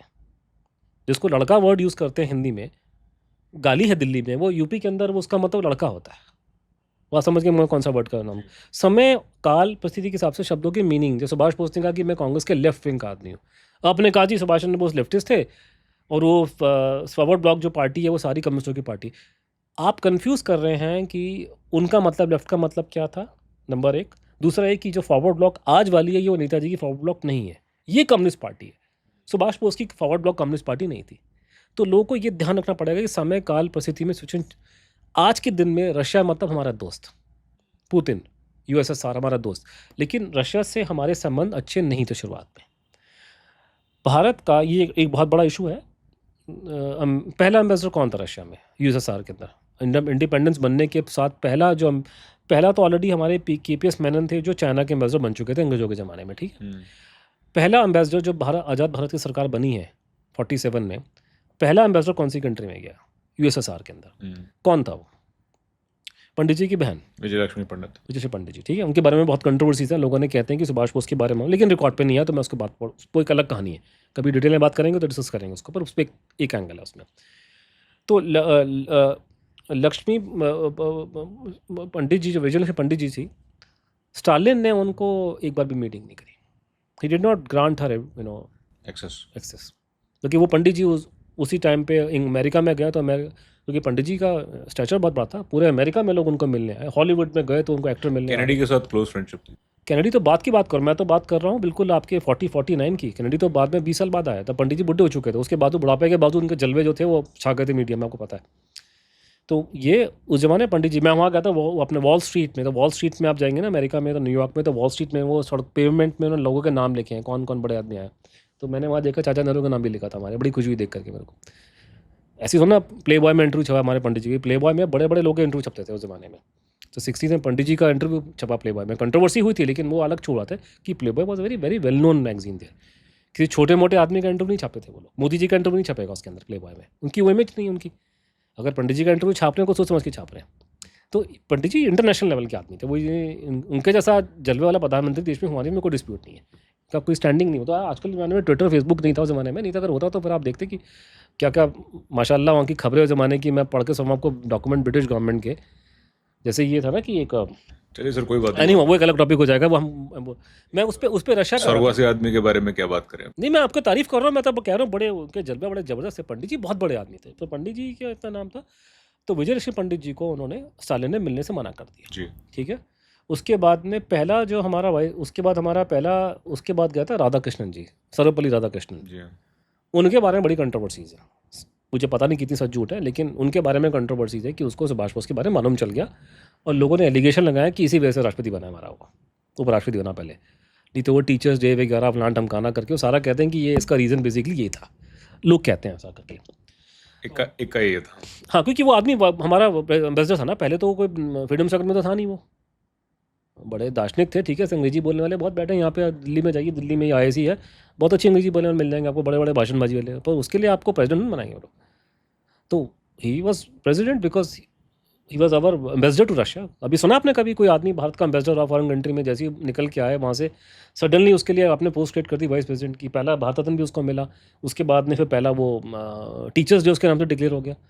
बाकी राष्ट्रपति ने क्या गड़बड़ की हमारे, तो कुछ ना कुछ उनमें पार्शल था, उनमें क्वालिटी थी कि उनको इतना नाम दिया। लोग कहते हैं, मुझे नहीं पता, वो एक अलग कहानी है, लोग उन पर एलिगेशन लगाते हैं कि उनको सुभाष बोस के बारे में मालूम चल गया था वहाँ पे और इसलिए उनका राइज होना शुरू हो गया था। एनीवे, कुछ रिसर्चर रशिया में गए थे 1990s में, ये उनके शब्द है, मेरे शब्द नहीं है, तो उन्होंने बाद में आके मीडिया में रिपोर्ट करी है। और ये बात हमें वैसे पता है कि स्टालिन यूज्ड टू डिसलाइक पंडित जी, गाली दिया पंडित जी को, पॉलिटिकल प्रोस्टिट्यूट वर्ड यूज़ किया उनके लिए, राजनीतिक वेश्या, ठीक है। गांधी जी के मरने पे उन्होंने फूल तक नहीं भेजे हमारे को, जो नॉर्मल आदमी कर्टसी देता है। तो रशिया से और स्टालिन के टाइम पे उनके संबंध भारत से अच्छे नहीं थे, नंबर एक। जब ये राधाकृष्णन जी उनसे मिले हैं, मैंने उनका मिनट्स पढ़ा था स्टालिन से मिलने का, तो स्टालिन ने पूछा तुम्हारा कंट्री अभी फ्री है कि नहीं है, तुम्हारे तो अंग्रेज बैठे हैं अभी तक यहाँ पे 50s में, ऊंची ऊंची पोस्ट में, अभी तक इंडिपेंडेंट हो कि नहीं हो। तो सवाल पहला उसने ये पूछा आप लोगों से, आपको तो इंडिपेंडेंट मानते भी नहीं थे वो लोग। तो ये हालत थी। तो ये अगर रियलिटी है कि वो पंडित जी को गाली दे रहा है, रिश्ते हमारे अच्छे नहीं उनके साथ में, तो पंडित जी के कहने पे वो उस आदमी को मार देगा जिसकी पहले मदद कर चुका है। वो 41 में भागे थे, उसी की मदद से भागे थे। सुभाष बोस ने असाइलम मांगा था उनसे, उसके एविडेंस दिखाई दे रहे हैं, उनको असाइलम मिल गया। That is a story. बिल्कुल। He was not in a jail. And why would Stalin get him killed? For what? For क्या? उसको फायदा क्या मारने का? उसके लिए मारेगा जिसको गाली दे रहा है बैठ करके। उनको जिंदा रखने में फायदा था। हाँ, मैं इस थ्योरी को मान सकता हूँ, कोई फ्लोट करे फ्यूचर में कि उन्होंने खबर स्टोरी फ्लोट कर दी कि हमने मार दिया और उसको जिंदा रखा हुआ है। कोई भी आदमी, कोई बेवकूफ़ आदमी भी किसी ऐसी मुर्गी को नहीं मारेगा जो सोने के अंडे देती हो। He was a high value target. It made all the sense for the Russians to keep him alive. It is stupid story to कि he was killed. They will keep him alive. He is most useful to them as a living person. And what we know, he was given asylum. एक और कहानी देके फिर मैं उसको आगे आता हूँ। मेरा प्रॉब्लम ये है कि मैं ना लोगों के नाम लेता नहीं, क्योंकि एक तो एविडेंस नहीं है, लेकिन है कि ठीक है मेरे पास और एविडेंस है तो उसमें मैं जैसे आई न्यू जॉर्ज फर्नांडिस, जॉर्ज साहब well, in a sense that I spoke to about Netaji issue for quite some time. तो जब रक्षा मंत्री थे जॉर्ज साहब, तो मैंने उनसे बातचीत की। मैं एचटी में था, जर्नलिस्ट था, तो जॉर्ज साहब से मिलना बड़ा आसान था। I reached him through some connections. तो जॉर्ज साहब से मैंने बात की, मैंने कहा सर ये रशिया में ना ये कुछ प्रॉब्लम आ रहा है मुखर्जी कमीशन का करके। तो उन्होंने मुझे, तुझे पता नहीं कितना हथियार मिलता हमको, उन्होंने ऐसे मुझे कोई हट का झाड़ दे, पीछे हो जा। He said nothing afterward. So मुझे तो नहीं हुआ कुछ। बाद में कुछ समय, मतलब कुछ साल बाद जब वो रक्षा मंत्री नहीं थे, तो उन्होंने मुझे बताया उसके बाद में। उन्होंने कहा कि मैंने रूस के रक्षा मंत्री से बात की थी इस केस के बारे में। तो उसने मुझे ये बोला कि ये तेरे मेरे बीच का इशू नहीं है, वो तुम्हारा हेड ऑफ द गवर्नमेंट है ना, हमारे टॉप लेवल के पास बात करें। ये बात और बातें जो निकल के आई हैं उससे कहीं ना कहीं निकल के आई। ये पूरी रशिया वाली कहानी का बड़ा सिंपल तोड़ है। इसको कोई ज़्यादा रिसर्च करने की, पॉडकास्ट करने की ज़रूरत नहीं है इस पर। अगर सुभाष चंद्र बोस मरने के बाद रूस में थे, वो पता लगाने के लिए मुझे जेएनयू जाने की ज़रूरत नहीं कि प्रोफेसर से जाके बात करूँ। प्रोफेसर को घंटा पता है इस केस के बारे में, वो तो किताबें पढ़ के बताते हैं आपको। अगर सुभाष चंद्र बोस रूस में थे, आप उनकी गवर्नमेंट से बात करो, उनसे पूछो तुम्हारे पास में इन्फॉर्मेशन है कि नहीं है, और पहले अपना माल उनको दो, जी हमारे पास में ये माल मत है जी, ठीक है ना। तो ये सारी लड़ाई जो नेताजी और रूस को लेकर की जो पूरी कहानी का जो लबोलबाब ये है कि भारत सरकार से ये उम्मीद की गई है पिछले 40, 50, 60, 70, 80 साल से कि वो रूस की सरकार से बात करेगी सुभाष बोस के बारे में, और भारत सरकार वो बात नहीं करना चाहती। पंडित जी ने साफ मना कर दिया। ठीक है, थोड़ा सा है कि बाद में थोड़ी वीपी सिंह के टाइम में पहली बार बात हुई है तो डर के बात की, बहुत लो लेवल से। अटल जी के टाइम पे बातचीत हुई है, लेकिन वो फिर लो लेवल की बातचीत हुई है, ऊपर के लेवल की बात नहीं हो रही। हम जब प्रधानमंत्री मोदी जी से मिले थे, हम नेताजी के परिवार, जब अपनी ये पूरा हमने स्कैंडल जो Watergate type India brand उछाल दिया, उसके बाद हम मिले प्रधानमंत्री, सारे को पता है, सब टीम में आया था। तो मोदी जी ने हमें कहा था कि मैं पुतिन जी से मिल रहा हूँ। उनको ये बात प्रेस की थी, उसने कहा मैं, ये 2015 की बात है, कि मैं पुतिन जी से मिल रहा हूँ, मैं ये उनसे बात करूँगा सुभाष बोस के बारे में। अब प्रधानमंत्री ने कहा तो किया होगा, लेकिन आज तक हमें कोई खबर नहीं आई पब्लिक डोमेन में कि बात की। ये खबर आई थी बस कि सुषमा स्वराज ने बातचीत किया कुछ। अब सुषमा जी ने क्या बातचीत की वो टॉप सीक्रेट है, लेकिन उसका कोई इन्फॉर्मेशन की सवाल पूछा पार्लियामेंट में, तो उन्होंने आंसर दिया भारत सरकार ने पार्लियामेंट में कि रशियन गवर्नमेंट ने बोला कि हमारे पास में कोई इन्फॉर्मेशन नहीं है, ऐसे कुछ करके बोला। और उसको भी समझाने के तरीके की बेसिकली जुमला है ये, तो ऐसे जुमले हम भी देते हैं। तो वो दिखाई दे रहा है कि ये सिंसियर नहीं है। वही कोई हिंदी में एक बड़ा पुराना गाना था तलत महमूद का कि तुम हमसे आया ना गया, तुमसे बुलाया ना गया। आप उनसे पूछ नहीं रहे हो, वो बता नहीं रहे हैं आपको, and you are not serious. Because देखिए सीरियसनेस कैसे दिखानी पड़ेगी, पहले तो हाईएस्ट वाले बात चीज़ है, क्योंकि वो कंपेरेटिव एग्जाम्पल्स हमको दिखा सकता हूँ आपको। विदेश में ऐसे केस हुए थे जब रूस की सरकार ने बोलने से मना कर दिया, तो दूसरी सरकार ने कैसे प्रेशर लगाया। हम वो आराम से कर सकते हैं, हम वो नहीं कर रहे। तो बेसिकली मैं आपको बता रहा हूँ कि हम पूछना नहीं चाहते, वो बताना नहीं चाहते। प्राइवेटली वो ये बोलते हैं कि तुम्हारी गवर्नमेंट इसमें इंटरेस्टेड नहीं है। उसका कारण है कि मोटा मोटा कि देखिए, जब भारत सरकार ही ने ये क्लेम कर दिया कि नेताजी प्रियंका मर चुके हैं, तो रूस वाले को पागल थोड़ी ना तो आपको बोलेंगे हमारे पास में था वो तो फंस जाएंगे बेचारे बोल करके। और उनको ये मालूम है कि कल को अगर ये आदमी गया और गवर्नमेंट किसी और की बनती है, तो वो तुम्हारे सारे कॉन्ट्रैक्ट बंद कर देगा कि तुमने मेरे नाना को फंसा दिया, तो मेरे चाचा को फंसा दिया। तो it's not a joke. So problem ये आ रही है कि रूस के ये डिबेट नहीं हो पा रही है। पॉडकास्ट का मुद्दा है पूरा रूस की सरकार से भारत नेताजी को लेकर क्या बातचीत कर रहा है, क्या नहीं हुई। मैं आपको तब निकाल के आप किताब पढ़ना, वो सारे जो गवर्नमेंट के डिस्कशंस हुए, सारी जो अवेलेबल है वो डाल दी हम लोगों ने किताब में।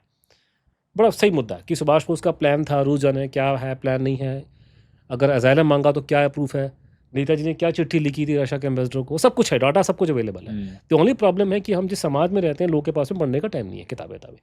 अनलेस वो किसी अंग्रेज ने ना लिखी हो। मैं तो अंग्रेज हूँ नहीं, अंग्रेज किताब लिखेगा तो बड़े लोग पढ़ते हैं, हमारी किताब पढ़ता नहीं है कोई, पढ़ता है तो समझ में नहीं आती उसको। पॉडकास्ट में कम से कम बोलने का मौका लगता है, लेकिन प्रॉब्लम है कि घूम फिर के बाद वो यार कि कितना हम बोलें, 2 घंटा 3 घंटा, लोग का भी लिमिटेशन है। नेताजी वाले केस को लेकर के 100 पॉइंट है, जब तक कोई आदमी 100 पॉइंट को नहीं देख लेगा उसको पूरा केस समझ में नहीं आएगा। तो हमने वो 100 पॉइंट समझ के किताब लिखी अपनी, इसलिए हमारे लंबे लंबे पॉडकास्ट प्रेजेंटेशन होती हैं। जो हमारे ऑपोजिट में लोग हैं उस 100 में से वो गिनती के 6 पॉइंट निकाल के बोलते को मर के सुभाष प्रकाश में, उनके लिए एकेडमिकली और लीगली उनके लिए बिल्कुल ठीक है। भाई मैं नहीं बोल रहा, मैं तो शाहनवाज कमेटी की रिपोर्ट कोट कर रहा हूँ। जो मेरे खिलाफ में हो तो ही बोलेगा ना कि अनुज सर कौन होता है। शाहनवाज खान कांग्रेस पार्टी के, वो नेताजी के बड़े सोल्जर थे, उन्होंने एक रिपोर्ट दी सरकार की, भारत सरकार की, उसमें लिखा मर के पिंगश में। तो वो अपने सबसे ठीक है, वो एकेडमिक बोलेंगे हाँ जी बिल्कुल ठीक बोल रहा है, कोर्ट भी कहेगा ठीक बोल रहा है। लेकिन मैं आपको एविडेंस दे रहा हूँ कि वो शाहनवाज खान तो कांग्रेस पार्टी का आदमी था, उसे काउंटर करने के लिए 4 विंडोज और पढ़े। आपने वो बात तो ध्यान में रखी नहीं आपने, और केसेस में आप ये चीज़ें लेकर आ जाते हो कि बीजेपी कांग्रेस है।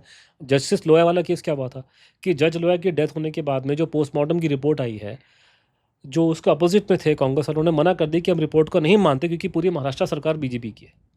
तो अगर महाराष्ट्र सरकार बीजेपी की है और वहाँ पे एक रैंडम रिपोर्ट आती है पोस्टमार्टम की हॉस्पिटल की, आप उसको मानने से मना कर देते हो, ये क्या कि वो गवर्नमेंट बीजेपी की थी, तो मुझसे उम्मीद करते हो कि मैं आपकी रिपोर्टें मान लूँ इस केस में। तो वो सारा समझाना पड़ता है, वो समझने का भिड़ने का टाइम किसी के पास नहीं है। तो आप ठीक है, एकेडमिक में आपको एक सोर्स चाहिए, आपने साइड दिया, आपकी रिस्पॉन्सिबिलिटी नहीं है। सोर्स ने जो बोला आपने कोट कर दिया, जिसने लिखा था किताब वो ऊपर पहुंच चुका है। अब शाहनवाज जी तो जीवित है नहीं कि हम उनको जाकर इंटरोगेट करेंगे, लेकिन डाटा है, लेकिन बहुत सारा है। तो रशिया भी कहानी वहाँ अटक गई है कि तो रशिया यहाँ पे हुआ, उससे पहले हमने जापान बात की। जापान प्लेन क्रैश खत्म, रशिया में थे, रशिया में उनकी डेथ करनी है। रशिया में जो अभी तक इंडिकेशन मिल रहा है उनको अजाइलम दिया गया था, ठीक है। CIA की रिपोर्ट जो आई थी उस हिसाब से 50 में एक उनको खबर लगी कि वो वापस इंडिया में आने वाले हैं, वो आपने बताया। तो वो आप लगा लीजिए कि उसी के थोड़े टाइम बाद में भारत में एक आदमी एंटर करता है जिसको बाद में गुमनामी बाबा का नाम दिया गया। So let's come to the third part. That is comes to the main part, which is a Gumnami Baba theory. और आपसे विनती करूंगा कि अगली बार हम जब पॉडकास्ट करेंगे तो आप उसमें रशियन एंगल और प्लेन क्रैश को उड़ा दीजिएगा, सीधा गुमनामी बाबा की बात करना, क्योंकि ये मेन टॉपिक है, ठीक है। क्योंकि ये अपने आप में ही महाकाव्य है गुमनामी बाबा, बिकॉज ये इज अ रियल स्टोरी। इसके और यही सुभाष बोस थे।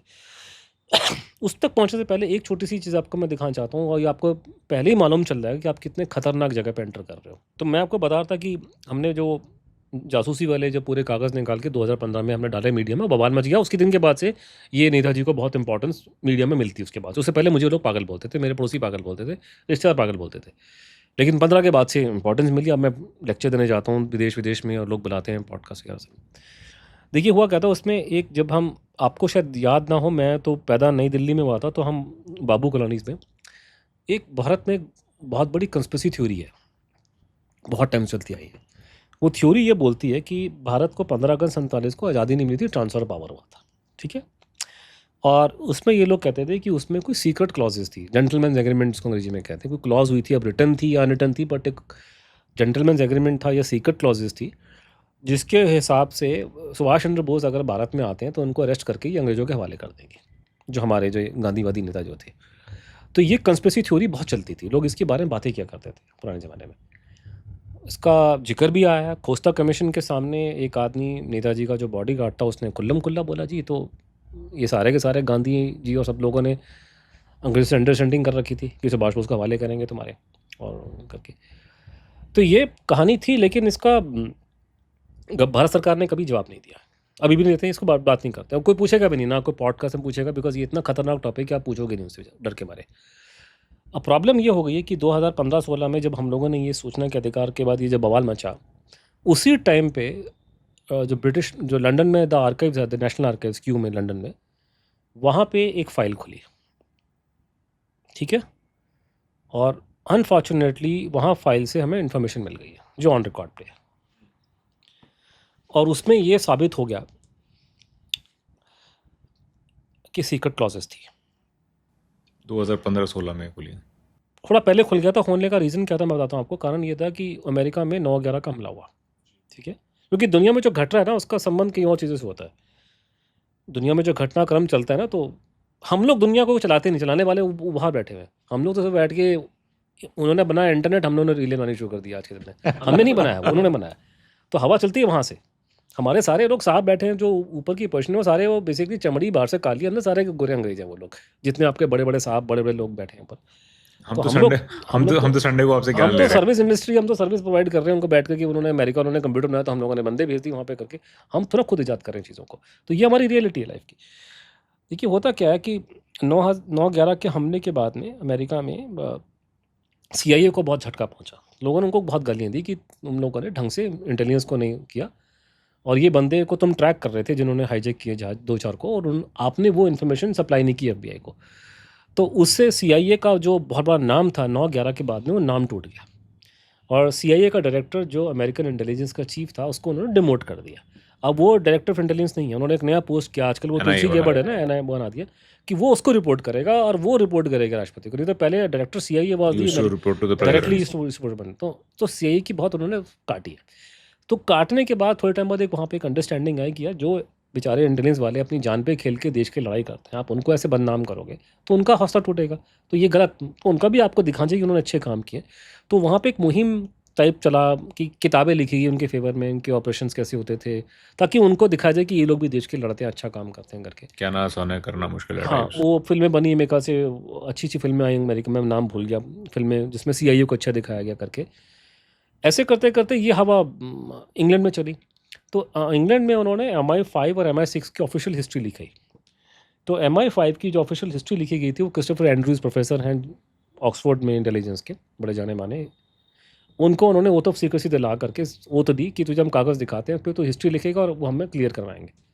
तो MI5 की ऑफिशियल हिस्ट्री जो है वो अवेलेबल मिल जाएगी आपको अमेजन पे, यहाँ मिल जाएगी। ये मोटी किताब है, जो क्रिस्टोफर एंड्रूज ने लिखी है, लेकिन is official history, is not authorise MI5 history, is not.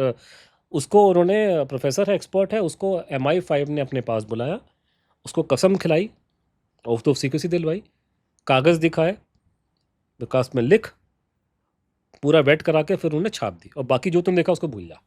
तो प्रॉपरली तो उसका किताब का जो किताब ऑथोराइज लिखा हुआ है, ऑथोराइज MI5 हिस्ट्री जो है उस किताब का नाम है ऐसा कुछ, ठीक है, authorise, it's not a book, I am not quoting a book, I am quoting the authorise history of the MI5, ठीक है, ब्रिटिश इंटेलिजेंस। और MI उसमें उन्होंने वहाँ पे उसने अब उसको नहीं मालूम होगा कि सेंसिटिविटी क्या है हिंदुस्तान के अंदर, उसने मेंशन कर दिया कि भैया सीक्रेट क्लॉज थी यहाँ पे इंडिया में ट्रांसफर पावर का टाइम पे, जिसको आप, और उसमें उन्होंने अपनी क्लॉज देखी कि MI5 ने अंडर द क्लॉज क्या कहती थी वो? हाँ, उन्होंने अपनी बताई, बिकॉज मुझे औरों की भी होंगी, तो MI5 की क्लॉज निकल गई इसमें, उन्होंने बता दी कि हमारी क्लॉज थी। इन लोगों ने उस क्लॉज के अंडर में भारत में इंडिपेंडेंस जो आप बता रहे हैं उसके मिलने के बाद में यहाँ पे एक सीक्रेट ऑफिस खोला, उसका नाम था secret SLO, security liaison office, SLO। Okay. वो उसमें उन्होंने एक MI5 का बंदा बैठाया, जो पहला आदमी मिस्टर बॉन्ड थे, जो पहले अंग्रेजों के ज़माने में अफसर थे यहाँ मिलिट्री इंटेलिजेंस वगैरह के। तो वो ऑफिस वहाँ पे खोला, SLO उसका हेड था। वो टेक्निकली आप कह सकते हो सुपर बॉस था हमारी IB का। एक पुरानी कहावत है ना, mistress can not serve two masters. तो यहाँ पे there was a mistress which was serving two masters, the mistress was IB and there were two masters, one in Delhi the other is London. तो ये IB के director जाकर के SLO को report करते थे कि साहब ये लो हमारी खबर है, ये हमारी रिपोर्ट। और वहाँ पे निकल करके आया, मुझे जो ब्रिटिश आर्काइव से मिला, कि सुभाष बोस के घर में जो जासूसी हो रही है कलकत्ता में, उसकी रिपोर्ट निकाल करके ये अपने SLO को, अपने मालिक को लंदन में दे रहे थे इंडिपेंडेंस के बाद। ये रिकॉर्ड पर है, don't worry, everything is on record. Sir बहुत बड़ी बात कर रहे हो। This is treason, this is treason. तो विश्वास, देश के साथ विश्वासघात है। लोगों को समझ में नहीं आ रहा ना बात क्या बोल रहा हूँ मैं। सारी कहानी राइट लेफ्ट विंग की है बॉस। आप कह रहे हो कि 1947 में 15 अगस्त को जो इंडिपेंडेंस हुई, जिसे हम इंडिपेंडेंस डे मनाते हैं, ठीक है, वो अपनी जगह है, बट एक उसमें ट्रांसफर ऑफ पावर हुआ। उस ट्रांसफर पावर में अंग्रेज ने पावर ब्राउन साहब को दे दी। एग्जैक्टली। ये भी अंग्रेज है, लेकिन इनकी चमड़ी काली ऊपर से, अच्छा। अंदर से वो भी अंग्रेज है। उनका भी दिल करता है कि मेरा बच्चा ऑक्सफोर्ड में चला जाए, मेरा बच्चा कैम्ब्रिज में चला जाए। ठीक है, तो आप चमड़ी को देखिए मत आप मैं समझ। वो भी अंग्रेज है, लेकिन चमड़ी बेचारे की, उसका कोई पिछले जन्म में कोई पाप थे तो उस जन्म में उसको यहाँ चमड़ी काली मिली है, नहीं तो उसका दिल भी वाइट चमड़ी का, अगले जन्म में वो भी वहीं पैदा होगा। तो वो तो बेचारा इस जन्म में यहाँ पैदा हो गया। तो ट्रांसफर ऑफ पावर हुई। ट्रांसफर ऑफ पावर में एक सीक्रेट अंडरस्टैंडिंग हुई। सीक्रेट अंडरस्टैंडिंग के तहत एक MI6 का ऑफिस, MI5 का ऑफिस, क्योंकि भारत की इंटेलिजेंस को MI5 देखती थी। ये कुछ पहले से उनका सिस्टम रहा है कि MI5 इंचार्ज में है। करेक्ट। उन्होंने यहाँ पे SLO का ऑफिस खोला, सिक्योरिटी लिएजन ऑफिस, या सिक्योरिटी लिएजन ऑफिस। हमारे जो पोस्ट इंडिपेंडेंस जो IB ऑफिसर्स थे वो रिपोर्ट डायरेक्टर वो SLO को ऑफिसर नहीं, डायरेक्टर SLO को रिपोर्ट करते थे और अपने PMO को रिपोर्ट करते थे। So mister serving two masters, हाँ, mister serving two masters is what you are saying, and all this what you're saying is on record yes, of the book which has been authorized and approved by MI5. the MI5 की आपको website पे मिल जाएगा, पहले तो लगा रखा था, आजकल एक मिनट, हाँ, ये सब बुक है, लिखा है MI5 की अप्रूव्ड, ऑथोराइज्ड, हाँ, उनकी वेबसाइट पे भी है। Sorry, let me be a devil's advocate here sir, if you allow. बाहर मेरे बारे में किसी ने कुछ कहा, कुछ लिखा, इसकी कोई डॉक्यूमेंट्री प्रूफ या on record acceptance Indian records पे है, हमारे आर्काइवल्स में या कहीं? Let me answer this question like this thing. There is a report which is from, there is a letter S. Balakrishnan Shetty IB का, ठीक है। बालाकृष्णन शेट्टी चिट्ठी लिखता है SLO को इंडिपेंडेंस के बाद। He was a director of IB? He was not, he was one of the top people, but he was not the director. Okay. But he was one of the top directors. And Balakrishnan Shetty का चिट्ठी available है, ये मुझे London से मिला है, चिट्ठी available है, साइन चिट्ठी है, लंदन से मिला, नेशनल आर्काइव से, ठीक है। तो चिट्ठी में ये लिख रहा है वो कि उसने कहा कि ये सुभाष बोस के घर में सीक्रेट सेंसरशिप लगा रखी है हम लोगों ने, मैं उसको पैराफ्रेज कर रहा हूँ, और यहाँ पे ये लेटर सुभाष बोस के साथी ने ये लेटर मिला, और ये लेटर में ये हम आपको भेज रहे हैं, आपके कमेंट हमको दीजिएगा आप लोग। ये लेटर किसने लिखी है? ये बालाकृष्णन शेट्टी ने लिखी। किसको लिखी है? ये अपने बाप उसको लिखी है, अपने बॉस को, SLO को। SLO को लिखी है, ठीक है। कि क्या लिखा है उसमें? उसमें बेसिकली कि सुभाष बोस के घर में सेंसरशिप लगा रखी है हम लोगों ने, हाँ, और ये हमारे हाथ में, ये हमने इंटरसेप्ट किया लेटर। ओके। और ये लेटर हम आपको, और वो उस लेटर के कंटेंट्स क्या हैं जो इन्होंने इंटरसेप्ट किया? उस लेटर का कंटेंट है वो सुभाष बोस के बारे में कुछ बातचीत कर, अच्छा, उनकी लड़की के बारे में, उसके बारे में, करके बारे में। वो आपको कंटेंट्स पता है? हाँ, मुझे पता है, लेकिन मैं इस लेटर की बात करूँ, ये जो लेटर है ना, मैं आपको भेज दूंगा बाद में, आप इसको दिखा देना, बोलेगा झूठ बोल रहा है, इस लेटर की इमेज लगा देना इसके अंदर, जहाँ बोल रहे हैं ना, मैं आपको लेटर भेज दूंगा बाद में। तो ये लेटर बाला शेट्टी जो है ना, ये 50s के अंदर भी सुभाष बोस से जासूसी कर रहा था। Let me understand again. Bala Shetty, who's an IB officer, senior IB, one of the directors, he's written to the SLO after independence कि भाई हम सुभाष बोस की, नेताजी के घर की जो है सर्वेलेंस में कर रहे हैं, ठीक है। और वहाँ पे से एक लेटर मिली है, वो लेटर किसने लिखी है? वो नाम्बियर ने लिखा है, जो सुभाष बोस के साथ जर्मनी में था। वो लेटर लिखा है सुभाष बोस के भतीजे को, मतलब आपने सुभाष बोस के घर की जासूसी कर रही है किसी, कुछ हमें इन्फॉर्मेशन लगी, एक मेंबर ने, एक्स मेंबर ने वाई को चिट्ठी लिखी है किसी भाई कंटेंट के बारे में, जो भी है। अभी हम उस कंटेंट की डिटेल में नहीं जाते, right? It could be a personal content की जो भी है, let's not get there. There is nothing personal for IB। हाँ, nothing is personal for IB, but for the respect of somebody's privacy. अभी हम ये दीस थिंग्स डिडंट एग्जिस्ट। ये जो प्राइवेसी नाम की चिड़िया की बात कर रहे हैं, ये चिड़िया पैदा भी 10 साल पहले हुई है। प्राइवेसी नाम की चिड़िया थी नहीं भारत में पहले, चिड़िया क्या बोलते हैं उसको, प्राइवेसी। चलो सर, तो नए जुमले आज के जमाने के। प्राइवेसी क्या होती है बॉस? अच्छा सर, हाँ चलिए ठीक है, अभी हम उससे डाइग्रेस होने के लिए हम बोलते हैं हम उस कंटेंट में नहीं जाएंगे, लेकिन हाँ ये यहाँ से पता चल गया कि आप उनके घर की सर्वेलेंस कर रहे हो, and this is what IB officer Shetty has written. One of the directors, not officer. Yes. Senior person. Yes sir. तो उन्होंने ये लिखा है SLO को, एंड ये जो लेटर का रिकॉर्ड है, जी मैं आपको लेटर दे दूंगा, आप इसको लगा देना, आप इसको आप घर बैठ के मैं आपको लेटर दे दूंगा आपको, ठीक है? तो आप बैठ के इंडिपेंडेंस के बाद में गांधी जी के रास्ते पे चल के अपने देश में नया राज स्टार्ट हो गया, देश में हिंसा का डंका बज रहा है पूरे देश में, आप सुभाष बोस के घर में जासूसी करवा रहे हो, आपने रोकी नहीं 47 के बाद में। फिर आपके हाथ में कुछ लगता है मैटर जो आप समझता है सेंसिटिव है, वो आप जो है अपने मालिक को भेजते हो, और उसको वो भेज कर लिखता कि ये कमेंट मांगता है कि अपने कमेंट दो आप इसके ऊपर, जैसे उसमें लेटर लिखा। ये लेटर भारत का है, IB का है, शेट्टी का साइन लेटर है, शेट्टी का रिकॉर्ड मुझे अदरवाइज मुझे मालूम है क्योंकि बाद में भी वो सुभाष बोस जासूसी कर रहा था। करेक्ट। और आप ऐसे लोगों का कमेंट मांग रहे हो। और ये लेटर मुझे मिला है कहाँ से? ब्रिटिश आर्काइव में, लंदन से। मैंने क्या किया कि मैंने भारत में बाद में सूचना के अधिकार में मैंने IB को चिट्ठी लिखी। मैंने कहा जी कोई ये लिखा जी MI5 की रिपोर्ट में, हिस्ट्री में, ये तुम्हारे चाचा ने ये लेटर लिखा था, तुम्हारे ये जो शेट्टी साहब ने, तो ये आपने अगर उनको चिट्ठी लिखी है अंग्रेज़ों को, अपने मालिक को वहाँ पे, तो उन्होंने आंसर, बड़े बड़े पक्के आदमी आंसर देते हैं, मुझे भी आंसर दिया, ढंग से आंसर देते, बहुत तमीज़ से आंसर देते हैं। आपकी तरह आधे अनसिविलाइज नहीं है वो लोग, सिविलाइज्ड हो गए, आपको आंसर देंगे आप लोग। तो अगर आपने शेट्टी साहब ने चिट्ठी उनको लिखी है तो वहाँ से भी आंसर आया होगा, तो मैंने कहा मुझे वो दो आप लोग। तो उन्होंने बोल दिया कि IB तो RTI में कवर ही नहीं होता। मैंने कोशिश की सूचना के अधिकार में, उन्होंने मना कर दी, हम तो कवर ही नहीं आते इसमें। कि क्या प्रेसी की चिड़िया की क्या बात कर रहे हो आप लोग, उनके लिए कोई मैटर नहीं करता है। तो ये लोग इंडिपेंडेंस के बाद में सुभाष बोस पे जासूसी करके अपने मालिक को फीड कर रहे थे। That is the conclusion. अगर ये आदमी सुभाष चंद्र बोस नहीं होते, जो घटनाक्रम मैंने आपको बताया है, अगर ये नेताजी से जुड़ा ना हो और किसी ऐसे व्यक्ति के नाम से जुड़ा हो जिसके नाम पे आजकल किसी की पॉलिटिकल दुकान चल रही हो, मैं नाम लूँगा नहीं, कईयों की चल रही है, कि कई ऐसे लोग जिनका फ्रीडम स्ट्रगल में कंट्रीब्यूशन सुभाष बोस के सामने कुछ भी नहीं है, क्योंकि उनके नाम का वोट बैंक है, तो उसके नाम पे आप लोगों ने आज, ठीक है, बहुत सारे, अगर उनके नाम का होता और ये चीज़ अगर हम डाल देते यूट्यूब में आपका ये बना करके, तो पूरा का पूरा अगर राइट को सपोर्ट करेगा, पूरा राइट का सिस्टम मुझे बैक करना शुरू कर देगा आपको, मुझे कि इसको लाखों में ट्वीट करो, लाखों में इसको रील को प्रमोट करो। अगर कोई लेफ्ट को करेगा तो पूरा लेफ्ट का इकोसिस्टम मुझे बैक करेगा। हमारी प्रॉब्लम ये आ रही कि सुभाष चंद्र बोस ना लेफ्ट राइट में कहीं बीच में नहीं आ रहे। दुनिया सच झूठ पर चलती है कि कौन सा इकोसिस्टम को फ़ायदा पहुंचेगा, वो नैरेटिव फ्लोट करेगा अपना, उस नैरेटिव का किसको कितना पॉलिटिकल फ़ायदा होने वाला है। दूसरी बात जो आपको ये समझनी चाहिए, जो कई हो कह रहा है कि ये चीज़ें निकालने वाला मैं हूँ, ठीक है, ये जो आपको मैंने बात बताई है इसको मैंने निकाला है, ऑन रिकॉर्ड है, कोई बहस करेगा डॉक्यूमेंट दिखा दूंगा। कई लोगों ने मेरा माल चोरी करके, मेरे कमेंट चोरी करके, आधा उसमें फिक्शन डाल के चोरियाँ फ्लोट कर रखे हैं, ठीक है। अब वो झूठ बोल रहे हैं बीच में, असली आदमी मैं हूँ। मैंने ये बात ऐसे लोग कि मैंने निकाल के पब्लिक में डाली है। इंग्लैंड में थी, लेकिन मैंने भारत में मैं लेकर आया पहली बार। खबरें सुनो, मैं आपको जब सवाल बता रहा हूँ, जो इसका सबसे खतरनाक पॉइंट ये है कि SLO का ऑफिस भारत में कब तक था। सर मुझे तो आज ही पता चला SLO ऑफिस था, तो आप भी बता दो। सोचो कब तक हो सकता है भारत आज़ाद कब हुआ है? 47।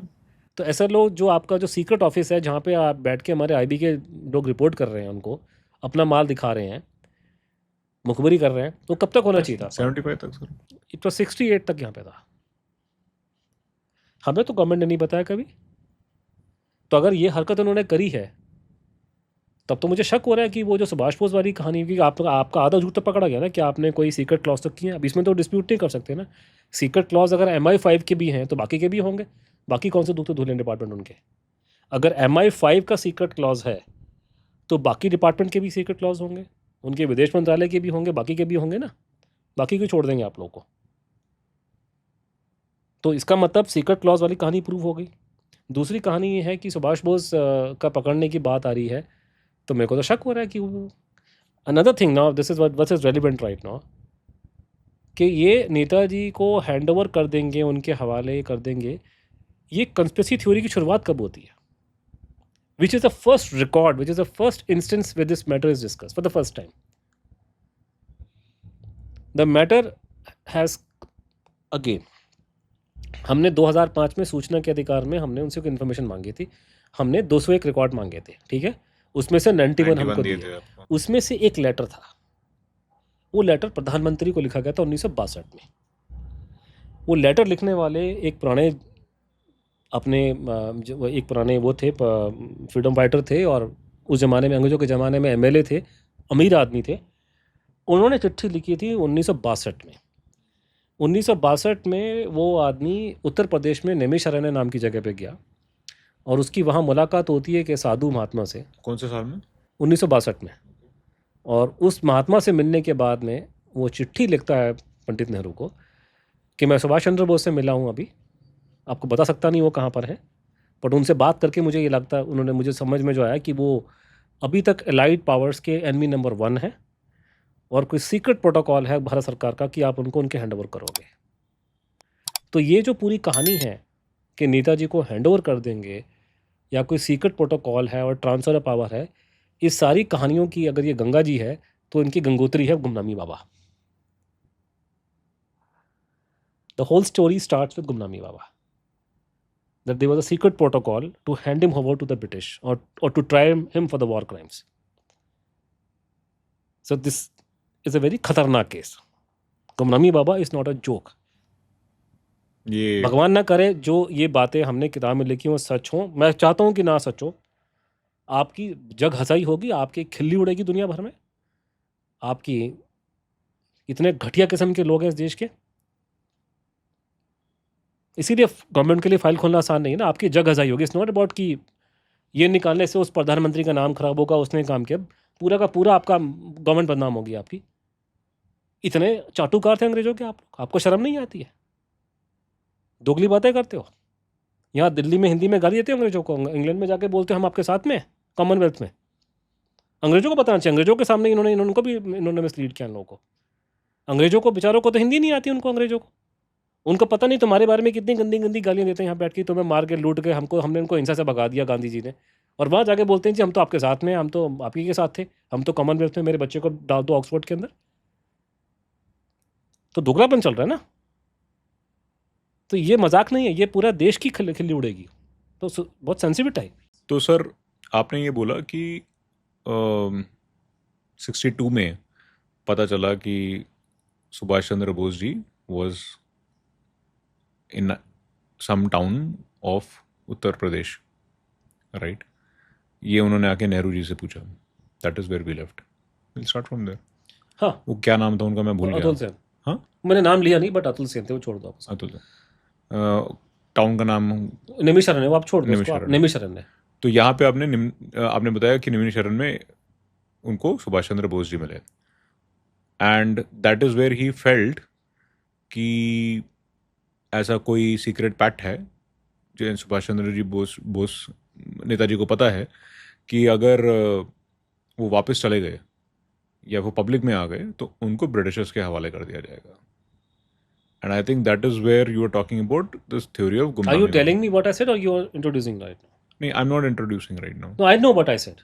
Okay. I recall very clearly. Now So what? should I now, introduce? Okay. Now मैंने वो खत्म कर दिया। Now I'll introduce. Now you have to say something. Now I'll introduce. कि you have said this now. ठीक है। Now Done. tell me about Gumnami Baba, Done, whatever. Sir तो फिर ठीक है। हमने शुरू में बात की थी 3 थ्योरीज की। हमने जापानीज थ्योरी के डिस्कशन कर लिया, रशियन थ्योरी का आपने संक्षिप्त में बता दिया, एंड आप इन दोनों पे कन्विंस्ड नहीं है। आप ये बिल्कुल इस बात से कन्विंस्ड हो कि वो जापान में थे और जापान से वो रशिया गए। Now the third story is of the Gumnami Baba story और theory. I will not say story, ये हम समझेंगे आपसे आने वाले टाइम में कुछ मिनटों में कि what is it. So what is the theory और इसके पीछे तथ्य क्या हैं अबाउट गुमनामी बाबा? देखो अगेन पहली चीज़ मैंने कहा ना कि स्टार्टिंग पॉइंट आप समझ सकते हैं ये है कि मैंने आपको बताया कि सूचना, हमने जो अमेरिका का सूचना का अधिकार के अंतर्गत हम लोगों ने एक वहाँ से CIA का रिकॉर्ड हमारे हाथ लगा, तो उसमें मेंशन किया कि वो उनको इंटेलिजेंस मिली है कि सुभाष चंद्र बोस वो रूस में है, वो जल्दी भारत आएंगे ऐसे कुछ करके, ठीक है। और वो तो आप लगा लीजिए 50 के दशक के शुरुआत के अंदर एक होली मैन भारत में एंटर करता है नेपाल की साइड से, ठीक है। Now let me go according to how it happened rather than saying what happened. वो किसी को नहीं मालूम था उस टाइम पे का, ये कहानी तो पब्लिक में किसी को नहीं मालूम थी, तो कहानी तो पता चली बहुत बाद में जा करके। और ये जो आप CIA को रिकॉर्ड बोल रहे हैं, ये आपने जो 2014 में निकलवाया, ये मैंने निकाला साल 2004-5 में निकाला होगा। 4-5 में आपने निकाला था, जो उन्होंने आपको ब्लैकआउट करके, जिसमें उन्होंने आपको सोर्स नहीं बताया और उन्होंने आपको ये नहीं बताया कि उनको ये इन्फॉर्मेशन कैसे मिली, बट उन्होंने आपको ये इन्फॉर्मेशन बता दी CIA ने कि this is what it is. तो ये 1950 के दशक की शुरुआत में एक नेपाल की साइड से कोई आदमी एंटर भारत में किया, ठीक है। साधु महात्मा टाइप साधु था, बड़ा लेकिन बड़ा अजीब किस्म का था वो। पहले आपका मैनपुरी इन इलाकों में था, करते करते 55-56 में आकर के वो लखनऊ में आ जाता है। तो ये व्यक्ति जो था ये हमेशा अपने कमरे में बंद रहता था, उसके साथ में अटेंडेंट थे 1-2, लेकिन ये बाहर, वो उनका कॉन्टेक्ट था उनसे, लेकिन ये कमरे में बंद रहता था। और उसमें अगर आप जाएंगे उनसे मिलने के लिए, अगर बाहर के आदमी है तो आपसे बात नहीं करेगा, आपको स्लेट में लिख के देगा, शक्ल दिखाएगा नहीं आपको अपनी। मान लीजिए कि आप अगर कमरे में चले गए तो शक्ल को ढक लेगा अपनी, बात नहीं, तो आपसे बात नहीं कर रहा, शक्ल नहीं दिखा रहा, बात कमरे में बैठा हुआ करके, ठीक। जो उसके अटेंडेंट हैं वही बात करते थे करके। और कभी कभी उसके बारे में ये होता था कि वो आदमी रात के टाइम में निकलता था। ज़्यादातर उसने घर ऐसी जगह लिए थे जो घर बिल्कुल उजाड़ में थे, मतलब उनके आसपास कोई और रहने वाले लोग नहीं थे, रिक्लूस टाइप है, मतलब घर भी दूर थे शहर में, लेकिन ऐसी जगह पे थे कि वहाँ आबादी नहीं थी वहाँ पे, इसे वहाँ पे। तो उसमें ये था कि जैसे वो निकलेगा रात को, तो रात को भी जब निकलेगा तो अंधेरे में भी कपड़ा शक्ल ढक के निकलेगा। तो कोई आदमी छुप करके रह रहा था और अटेंशन से बच के भाग रहा था, that was it was the whole thing. और जब उसके बारे में लेकिन धीरे धीरे ना खबरें उड़ती थी अजीब अजीब सी, अब कई बार लोगों ने बोला कि वो बाबा जी तो आईसीएस ऑफिसर है, कहीं से पता लगा कि आईसीएस में रह चुके हैं। किसी ने सुन लिया ना बाबा जी बड़ी अच्छी अंग्रेजी बोलते हैं, तो लोगों को शक हो कि भाई ऐसा इतनी अच्छी अंग्रेजी बोलने वाला एक्सेंटेड इंग्लिश में बात कर रहा है, कौन सा बाबा आ गया यहाँ पे। छोटी मोटी जगह गोमती के किनारे में कोई गोमती नदी जो है, कौन से साल की बात है? ये वही 50 के दशक की बात है। गोमती नदी के किनारे में एक झोपड़ी में साधु बैठा हुआ है, मान लीजिए जैसे वो बैठे थे बीच में, और वो साधु आपसे, आप उसकी आवाज़ सुनो और वो बातचीत कर रहा हो इंग्लिश में जैसे कि वो पढ़ के आया है कैम्ब्रिज यूनिवर्सिटी से। मैंने इसलिए पूछा कौन से साल, ये 50s की बात हाँ, कर रहा क्योंकि हूँ। उस टाइम पे बहुत बड़ी बात है। बहुत अभी भी याद में वो आईआईटी बाबा फेमस हो गया था जो बिल्कुल आदि, correct. I am sorry, I think doesn't look normal to me, he has some issues. तो उस पर लोग पागल हो गए थे, वो 2 लाइन बोल रही थी संजय जी की तो पागल हो गए। आज के ज़माने में मैं बात कर रहा हूँ 50s की, वो तो एक्सेंटेड इंग्लिश बोलते थे बिल्कुल। तो ये लोगों को शक होता था ये आदमी कौन है। जहाँ लोगों को शक हुआ, फिर लोगों में कई बार खबरें उड़ती थी कि मुख्यमंत्री की गाड़ी आई या बड़े अफसर कोई रात को आ रहे हैं। उस ज़माने में आप बात कर रहे हो, आजकल लोग को पता नहीं है कि जैसे दिल्ली शहर है, दिल्ली शहर में आज जैसे हम अब लोग कंप्लेन करते हैं कि संडे के दिन भी जाम मिल जाता है। दिल्ली शहर में, नई दिल्ली की बात मैं कर रहा हूँ जहाँ मैं पैदा हुआ था, नई दिल्ली में एक मेरे ख्याल से 95-96 तक रात को 6 बजे के 7 बजे को कुत्ते भौंकते थे सड़कों पे। कोई ट्रैफिक नाम की चीज़ नहीं थी यहाँ पे। उससे पहले आप जाएंगे तो किसी के पास में अगर स्कूटर आ जाएगा तो अमीर बंदा माना जाता है। कारें तो बहुत कम लोग के पास थी, फिएट कार या अम्बेसडर गाड़ी वो भी बहुत अमीर लोग चलाते थे। आप यूपी के किसी स्मॉल टाउन में कोई आदमी कोने में रहता है, रात को उसके पास में गाड़ी आती है जिसमें पर्दे लगे हुए हैं, ठीक है, और गाड़ी को देख के लग रहा है कि सरकारी गाड़ी है, तो लोग के कान खड़े, ये आदमी कौन है अभी रात को, कौन। पहली बात तो अम्बेसडर गाड़ी बहुत बड़ी बात है देखना, उस ज़माने में गाड़ी किसी की नहीं होती थी। तो जब लोग को शक होता था कि कोई स्पेशल आदमी है, खासकर ये सुभाष बोस की बात निकला है, वो आदमी जगह छोड़ के भाग जाता था। तो ये जो आदमी था, ये साधु या जो भी था, रिक्लूस था, ये अलग अलग अलग जगहों पर रहा है। तो 55-56 के आसपास में ये लखनऊ में थे। उसके बाद में वो नैमिषारण्य में चले गए, नैमिषारण्य से वो बस्ती में आ गए, बस्ती से वो अयोध्या में चले गए, अयोध्या से फिर वो फैज़ाबाद में, फैज़ाबाद से फिर अयोध्या चले गए। ऐसे करते करते करते करते ये इस तरह का व्यक्ति था करके। और उनके बारे में कोई इन्फॉर्मेशन पब्लिक डोमेन में नहीं कोई थी, मतलब किसी को नहीं मालूम था कौन है क्या है करके। एक आप कह सकते हैं कि बहुत पहली बार एक उनके बारे में जिक्र अगर पब्लिक डोमेन में आया था, क्योंकि जो बातें थी वो सारी सीक्रेट थी, कुछ लोगों के बीच में थी वो। एक था कि बहुत लोकलाइज्ड पेपर अयोध्या का, बहुत लोकलाइज्ड, मतलब वो कोई नाम भी नहीं था, मतलब वहाँ भी बड़े बड़े पेपर थे, लेकिन ये बहुत ही कोई लोकल पेपर था। 1970s की बात है। तो उस पर कोई खबर छपी थी कि यहाँ कोई शहर में कोई बाबा है जिसको लेकर के लोग चर्चा करते हैं। वो कुछ पता नहीं क्या था, लेकिन डाउट था। तो बाद में एक पत्रकार उसमें थे वहाँ पे, अभी होने चाहिए, वीरेंद्र मिश्रा जी, डॉक्टर साहब, डॉक्टर भी हैं वो, डॉक्टर वीरेंद्र मिश्रा ने, मैं उनसे मिला था, तो उन्होंने, डॉक्टर वीरेंद्र मिश्रा ने बोला कि हमें, उन्होंने एक चिट्ठी लिखी एसपी फैज़ाबाद को। एसपी बहुत बड़ी चीज़ होती है, पुलिस वाला ही बहुत बड़ी बात है। आप तो एसपी की बात करो, वो भी छोटे शहर में तो एसपी राजा है वहाँ का। तो एसपी फैज़ाबाद को चिट्ठी थी, ज्ञानेश्वर झा उनका नाम था एसपी जी का उस ज़माने में। तो उसने चिट्ठी लिखी अब वीरेंद्र मिश्रा जी से, और ये चिट्ठी कोर्ट के रिकॉर्ड में आई, बिकॉज किस में कोर्ट केस भी होते हैं, कोर्ट के रिकॉर्ड पे भी है चिट्ठी। और मिश्रा जी ने मुझे कंफर्म किया, मैंने चिट्ठी लिखी, उनकी चिट्ठी हाथ के लिखी है। तो चिट्ठी हिंदी में लिखा टॉप मिश्रा जी जो हैं ये हैं ये जर्नलिस्ट है, पत्रकार थे उस टाइम। तो उन्होंने बोला कि इन्होंने एसपी को चिट्ठी लिखी एसपी को, सीक्रेट चिट्ठी। इसने कहा जी आपको मैं रिपोर्ट करना चाहता हूँ, यहाँ पे कोई अयोध्या नगरी में कोई एक साधु महात्मा रहता है जिसको लेकर के शहर में अजीब अजीब लोग बातें कर रहे हैं। तो कुछ लोग कह रहे हैं कि वो सीआईए का एजेंट है। उस टाइम 70 के दशक में ना और 60 के दशक में भारत के लोगों को बीमारी हो गई थी कि हर एक आदमी को सीआईए का एजेंट बोला जाता था, सीआईए का एजेंट। अभी भी है, लोग कांग्रेस के लोग बोलते रहते हैं कि अन्ना हज़ारे सीआईए का एजेंट है, वो उसका सीआईए का एजेंट है। ये भारत के लोगों को पुरानी बीमारी है बोलने की, एजेंट बनाने की सीआईए की। ये और एक कहानी है। तो उसमें उन्होंने कहा जी सीआईए का एजेंट है, और सीआईए के पास में को फालतू का टाइम बैठ के एजेंट अगर बैठाना भी होगा तो दिल्ली में बैठाएंगे टॉप लेवल पे, वो गांव में उसने बैठाएंगे खेतों के अंदर जा करके। खैर एनी हो, तो उसने ये लिखा।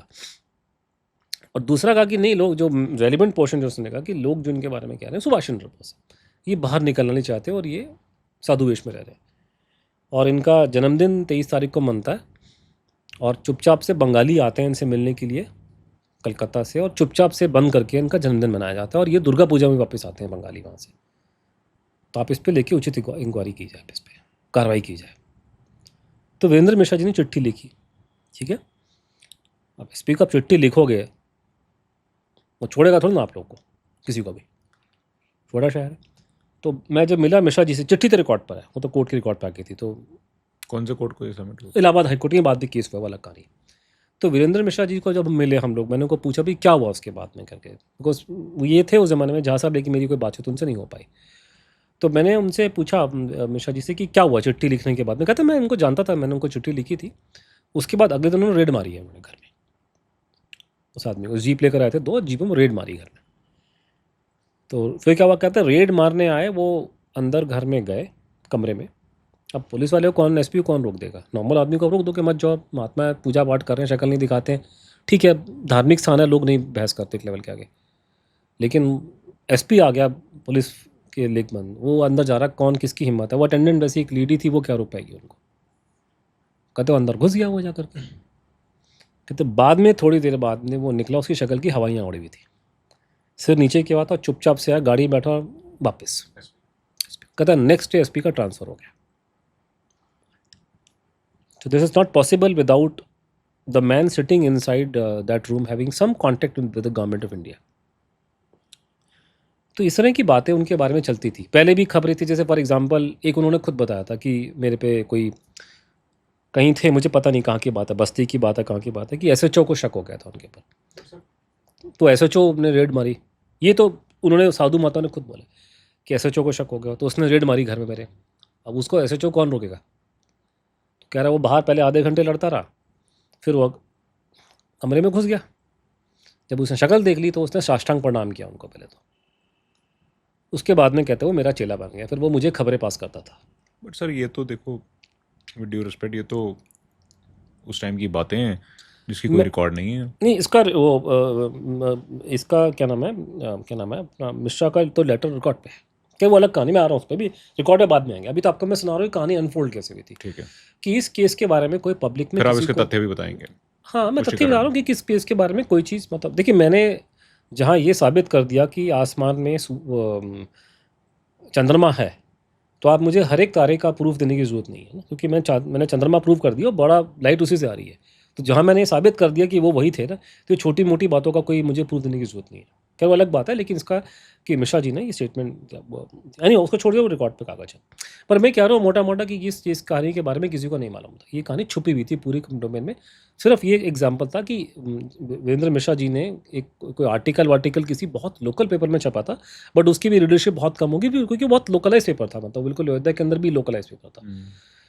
तो इस आदमी का नाम कहीं नहीं था। ये जो कुछ घटनाक्रम चल रहा था कि लोग देख रहे हैं, ये हो रहा है, बातचीत हो रही है, रात को निकल, ये सारी कुछ लोगों के बीच में सबमिटेड थी, और उस आदमी ने ऐसा मेंटेन कर रखा था अपने आसपास माया जाल की कोई उसको भेज नहीं सका। तो सितंबर 1985 में इस आदमी की डेथ हो जाती है, साधु महात्मा की, महाराज की। और उनकी डेथ होने के बाद में फिर उनके जो लोकल फॉलोअर हैं doctor R P Mishra, civil surgeon थे, तो मिश्रा जी ने 2-3 दिन पहले वेट कर रहे थे कि उनके कलकत्ता से उनके कुछ जो खास लोग आएंगे, वो नहीं आए। ये लोकल पॉलिटिशियन तो हाँ, नहीं तो डॉक्टर ये उनके मिश्रा, हाँ, मिश्रा जी डॉक्टर थे, जो उनके दोस्त थे, उनके फॉलोअर थे, 200 को, जिन्होंने चिट्ठी लिखी थी एसपी को। नहीं, वो दूसरे मिश्रा, वो डॉक्टर वीरेंद्र मिश्रा दूसरे हैं, वो जर्नलिस्ट थे। मैं ये बात कर रहा हूँ डॉक्टर आरपी मिश्रा, जो फैजाबाद में उनके आखिरी टाइम में उनके मेन चेले थे। तो ये अलग है। पहले जो डॉक्टर मिश्रा थे उन्होंने वो एसपी को चिट्ठी लिखी थी, वो एसपी का भी नाम आप वो डॉक्टर वीरेंद्र मिश्रा जी थे, वो पत्रकार थे, और साथ में डॉक्टर भी थोड़ी मोटी की। नाम ज्ञानेश्वर झा।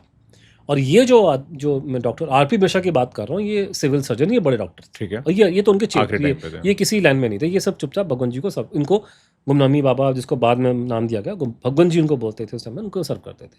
ठीक है, मैं आ रहा हूँ उस पर।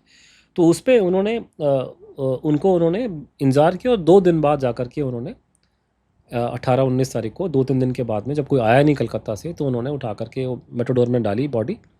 पहले तो उन्होंने सारा छुपा के रखा हुआ था। 18-19 और सितंबर 85 उन्होंने जा कर के घुमा फिरा के वहाँ पे, वो जो वहाँ पे गुप्तार घाट नाम की जगह है, वहाँ बहुत बड़ा मंदिर है। अगर आप अभी अयोध्या में जाएंगे तो गुप्तार घाट हमारे लिए एक स्थान, हमारे बहुत इंपॉर्टेंट स्थान है, कि भगवान राम का जल समाधि कहा जाता है, वहीं हुआ है। तो वही गुप्तार घाट का बहुत बड़ा मंदिर है। तो उस मंदिर से बिल्कुल, उसके आप मंदिर से बाहर निकलेंगे, गिनती के 15-20 कदम दूर जा करके, तो यहाँ सारा इलाका कैंटोनमेंट का ग्राउंड है। वहाँ पे डोगरा रेजिमेंटल हेडक्वार्टर्स है मेरे ख्याल से, तो आर्मी कैंटोनमेंट है पूरा का पूरा इलाका। तो कैंटोनमेंट की दीवार के बिल्कुल साथ में और नदी के बिल्कुल बीच में ना वहाँ पे उन्होंने पब्लिक स्पेस में उनको ला के वहाँ उनको जला के उनकी बॉडी को फटाफट तो फूंक दिया। तो जब वो फूका नहीं थी तो उस उनके पीछे फॉलोअर आ गए थे, 13-14 फॉलोअर इकट्ठे हो गए, उनके अलग अलग जगहों से उनको बुलाया था, बीच में करते मिश्रा थे। जी ने फूका उन्हें। हाँ, Mishra ji was incharge of the ceremony, but उनके और फॉलोअर्स, लोकल फॉलोअर्स वगैरह वो सब आ गए थे करके। तो उसमें से एक और जो फॉलोअर था, तो उनका नाम भी मिश्रा, पंडा रामकिशोर मिश्रा।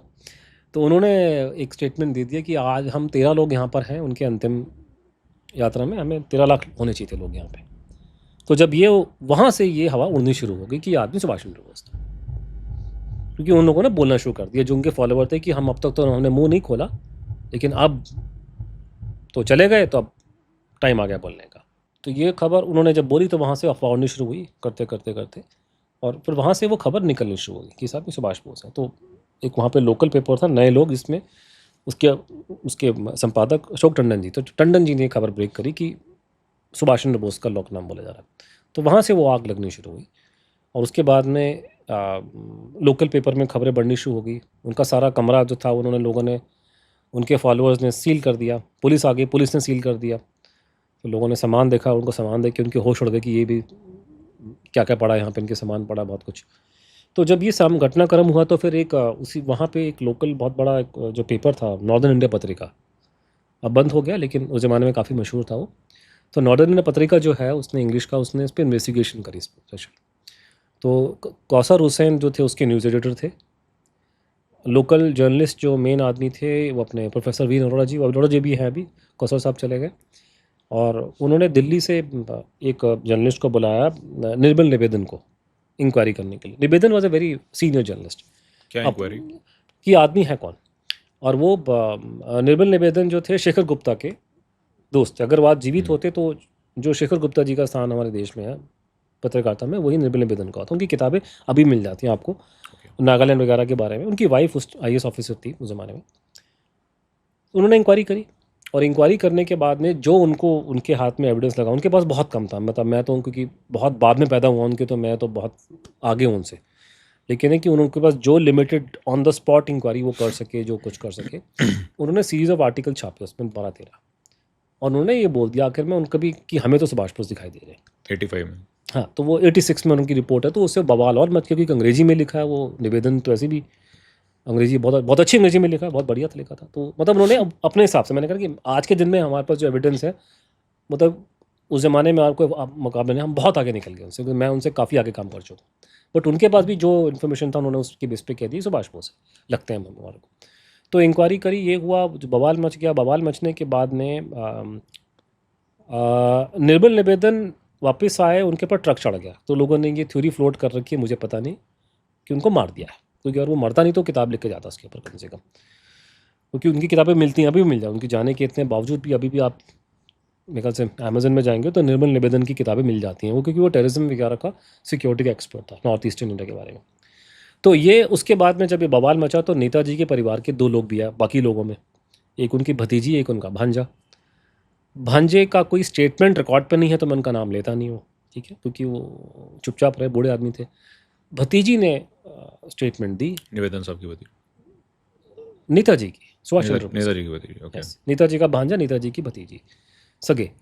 तो उन्होंने ऐसा स्टेटमेंट दी कि ये तो मेरा अंकल है। उसने सामान पहचान लो, जो सामान देखा वो पुलिस की निगरानी में गई वहाँ पे, उसने कहा जी ये तो मेरे दादाजी का छतरा है, सुभाष बोस की फादर का, ये उसका लेटर है, ये उसकी चिट्ठी है, ये उसका है। वो सेंटिमेंटल हो गया, उसने आइडेंटिफाई कि मेरे पिताजी का है ये लिखा हुआ। फिर वो she went to the home, the मुख्यमंत्री, वो उस टाइम पे वो लेडी जो थी वो अच्छी मशहूर थी, वो कांग्रेस में भी थी, तो उसका उठना बैठना बड़े लोगों के साथ में था। तो वीर बहादुर सिंह जी के पास गई, जो मुख्यमंत्री थे उत्तर प्रदेश के। तो हमें बताया गया कि वीर बहादुर सिंह ने उनको बोला कि ये केस मेरे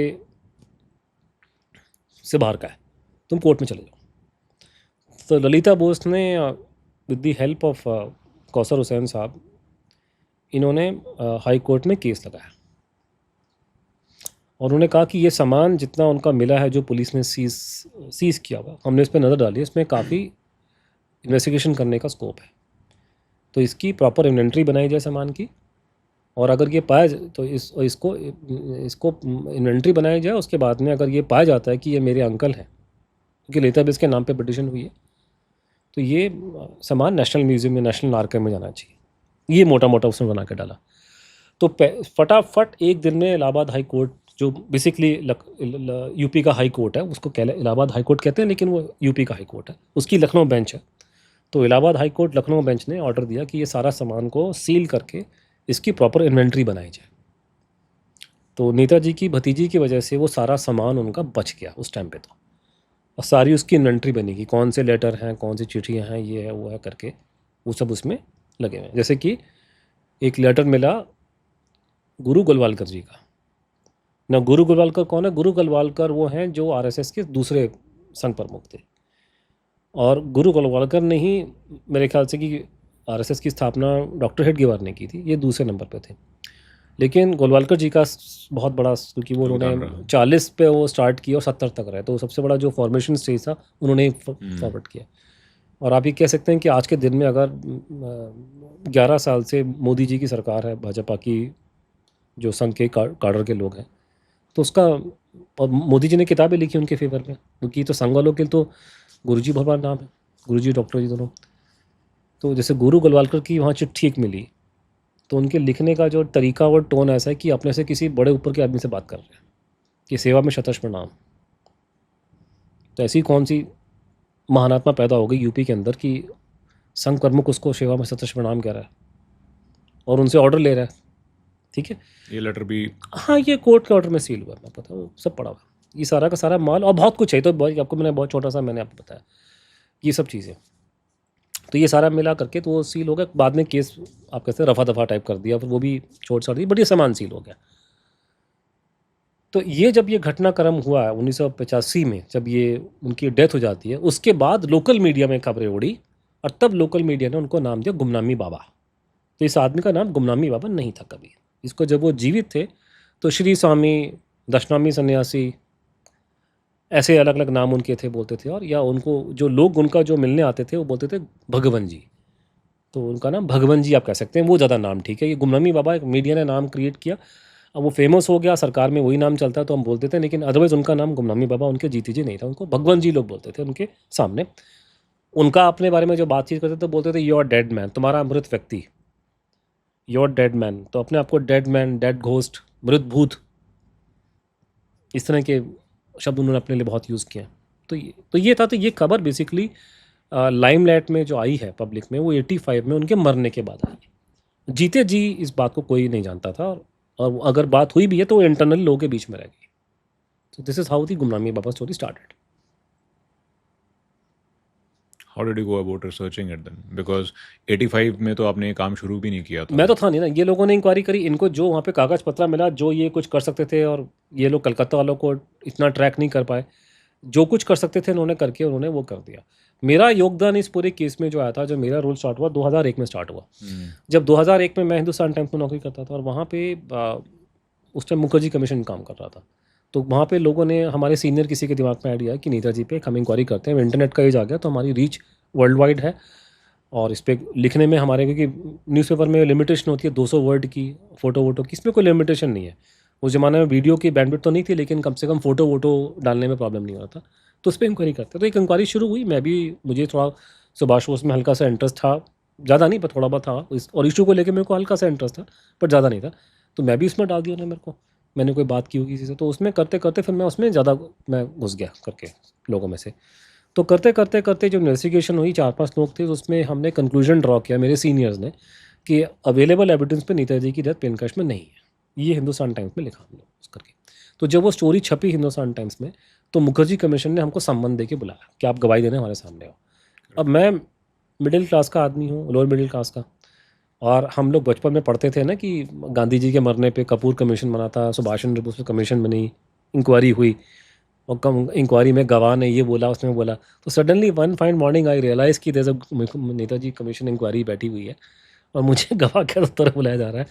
तो it is like very surreal for me ना, कि आप वो कितनी बड़ी बात है कि मैं कल को फ्यूचर में हिस्ट्री किताब में हमारा भी नाम चला जाएगा इनडायरेक्टली कि आपको भी कमीशन में, क्या उसका मेरे एविडेंस का कोई वैल्यू जीरो था उस टाइम पे, लेकिन ये मेरा था करके। तो मैं विज्ञान भवन में गया, हमारी इंक्वायरी, मेरे को जो गवाही के लिए बुलाया गया था, तो वहाँ पे, तो वहाँ जाके पता लगा कि गवाह नंबर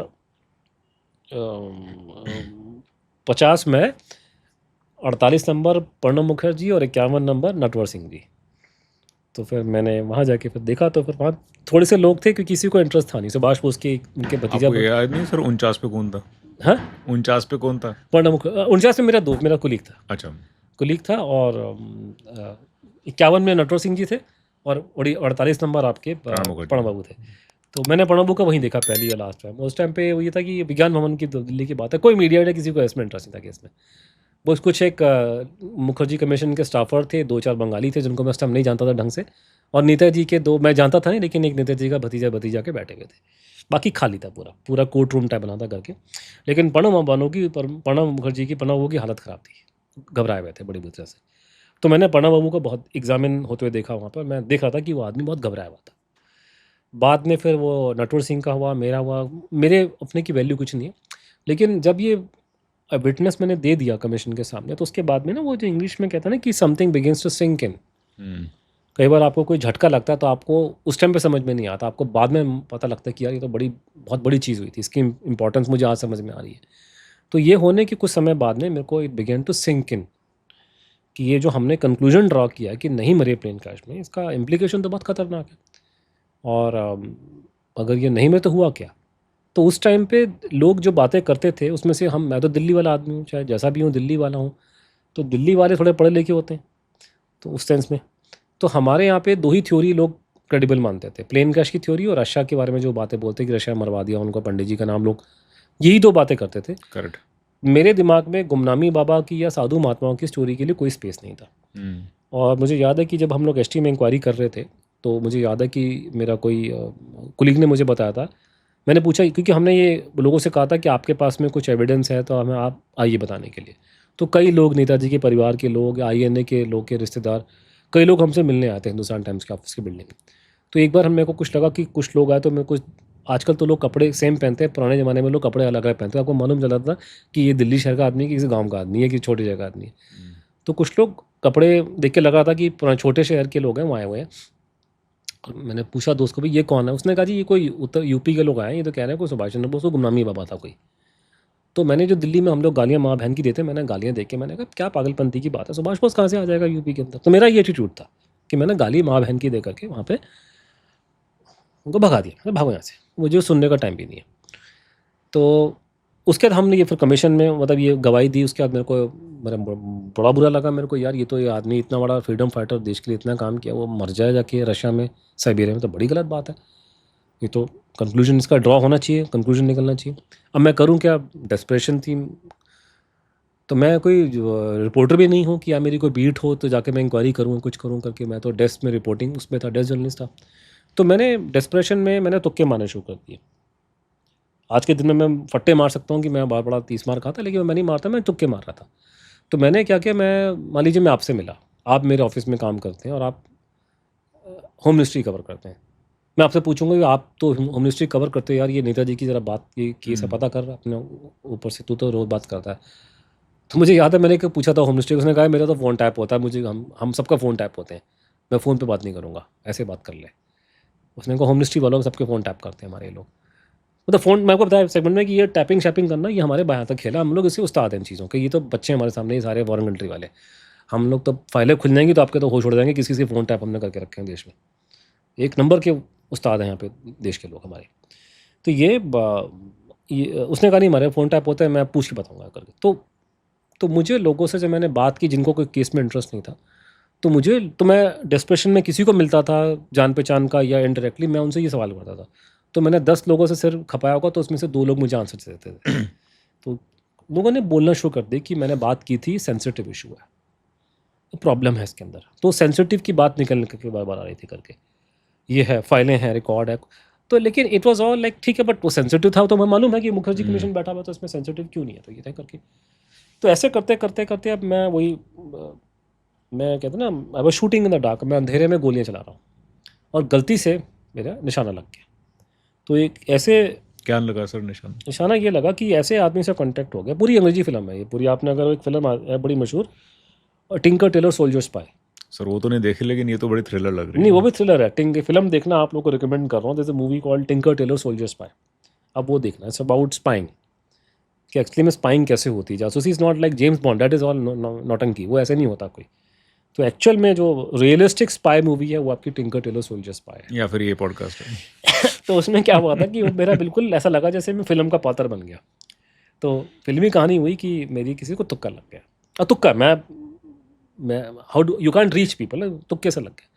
तो वहाँ पे तो ऐसे बंदे से कांटेक्ट हुआ जिसका कांटेक्ट किसी एक ऐसे व्यक्ति के साथ में था जो गवर्नमेंट में ऐसे लेवल पे है जिन्होंने फाइलें वाले सब देखी हुई है। सर ये थोड़ा यहाँ पे विस्तार से बता नहीं, सकते हैं? विस्तार में बुक इससे में ज़्यादा बताया हुआ है? हाँ? बुक में बताया हुआ है किससे कांटेक्ट हुआ था? ये नहीं नहीं, तुक्का नाम क्या नहीं था? बताया मैंने, नाम नहीं बताया मैंने, बताया कि बड़ा टॉप लेवल पे था ये, कौन कोई जिन्होंने फायदे देखी, बिकॉज इसका कोई एविडेंस नहीं है ना, ये मैं आपको एविडेंस से मेरे बाद में आएगा, मैं आपको अपनी आत्मगाथा सुना रहा हूँ कि मैं इस केस में कैसे, ठीक है, ठीक है ना, फाइन। ये कोई एविडेंस नहीं है, वो तो बोल देंगे तो एविडेंस नहीं, तो तू सुनी सुनाई बात है। हाँ ठीक है, मैं आपको चांद साबित चलिए। कर दूंगा, तारों की कहानी सुन लो मुझसे, आप क्या तारे कैसे स्टैब्लिश करना। नहीं नहीं ठीक है, answer if it is not on record then I will, मैं जहाँ पे आपसे ये भी पूछ रहा हूँ कि रिकॉर्ड पे है कि नहीं है, just to have a clarification of the मैं तो खुद ही कह रहा हूँ कि रिकॉर्ड अभी- पे नहीं है, अभी आप ये नहीं- कहानी सुनो, अभी नहीं है, जो- then I will believe it. मैं रिकॉर्ड वाली बात बताऊंगा आपको बाद में, रिकॉर्ड वाला है Correct. क्योंकि Just आप that is for आपका the- हाँ प्रॉब्लम है, मैं आपको इस तरह कि मैं कैसे केस में, मैंने हाँ, तो ठीक है क्योंकि- सर। क्योंकि मैंने रिकॉर्ड पे तो ये भी लिखा नहीं कि मैंने गाली देके भगा दिया माँ बहनी किसी को, वो बिल्कुल भी रिकॉर्ड में लाने की जरूरत नहीं है बिल्कुल उसको। जी, बिल्कुल बिल्कुल। क्योंकि दिल्ली वाले हमारी भाषा में हमारे गाली गलौज तो आता ही, हम लोग तो ऐसे ही के लोग हैं।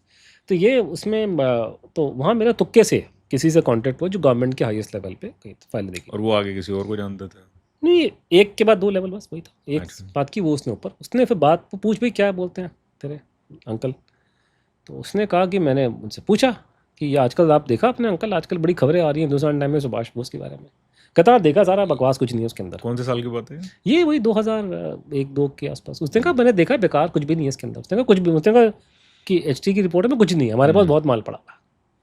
और वो now I understand he was right, क्योंकि जो बातें बोली थी सारी बात सच निकली। उसने कहा इसमें कुछ भी नहीं है, तो बच्चों की चीज़ें, मतलब ये वर्ड नहीं, उसने कहा ये कुछ भी नहीं है इसमें, हमारे पास बहुत माल पड़ा, तो ट्रेलर का ट्रेलर। हमारे कुछ नहीं है, हमारे पास बहुत कुछ पड़ा।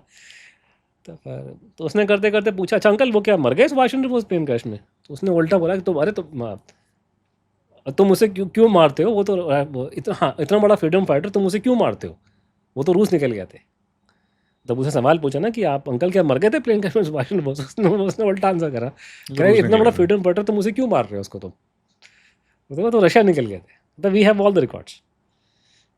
तो फिर और बातें यहाँ वहाँ की हुई, तो उसने ये बातें बताई, तो ये बातें ठीक है, they were unbelievable and they were coming from what I would call horses mouth, but they were still falling into a very known pattern कि रशिया में हो सकते हैं। You were connecting the dots, वो already this dots were already there, ये पुख्ता हो रही थी पूरी बातें। तो it was all falling into a pattern, it was making all the sense in that sense. तो मैंने कहा ये वो करके तो ठीक है। तो वो बोला सब रिकॉर्ड हैं, ये तो पॉलिटिकल डिसीजन है, ये गवर्नमेंट को लेना है, और ये बोला कि ये जो इशू है ये बहुत कॉम्प्लिकेटेड है, मतलब बहुत ये लोगों को समझ में नहीं आएगा। ये बहुत अच्छी बात बोली थी, सारी बातें ठीक है, मैं सारी बातें बोल सकता नहीं बिकॉज खतरनाक बातें हैं बहुत सारी इसमें से। बोला ये लोगों को समझ में नहीं आएगा, भारत लोग ये बहुत कॉम्प्लिकेटेड मुद्दा है, ये सिर के ऊपर से निकल जाएगा। ये बातें बोली, ये है करके वो, तो सारी बातें इधर ऑल मेकिंग सेंस की रिकॉर्ड है, और गवर्नमेंट का डिसीजन है कि पिछली कमीशन कमेटी आई वॉच थी, पॉलिटिकल डिसीजन लेना पड़ेगा, हम लोग क्या कर सकते हैं वटेवर। तो वो करके तो फिर करके एकदम से स्टैंड लाइन चेंज कर दी। फिर वहाँ उन्होंने बोला कि ये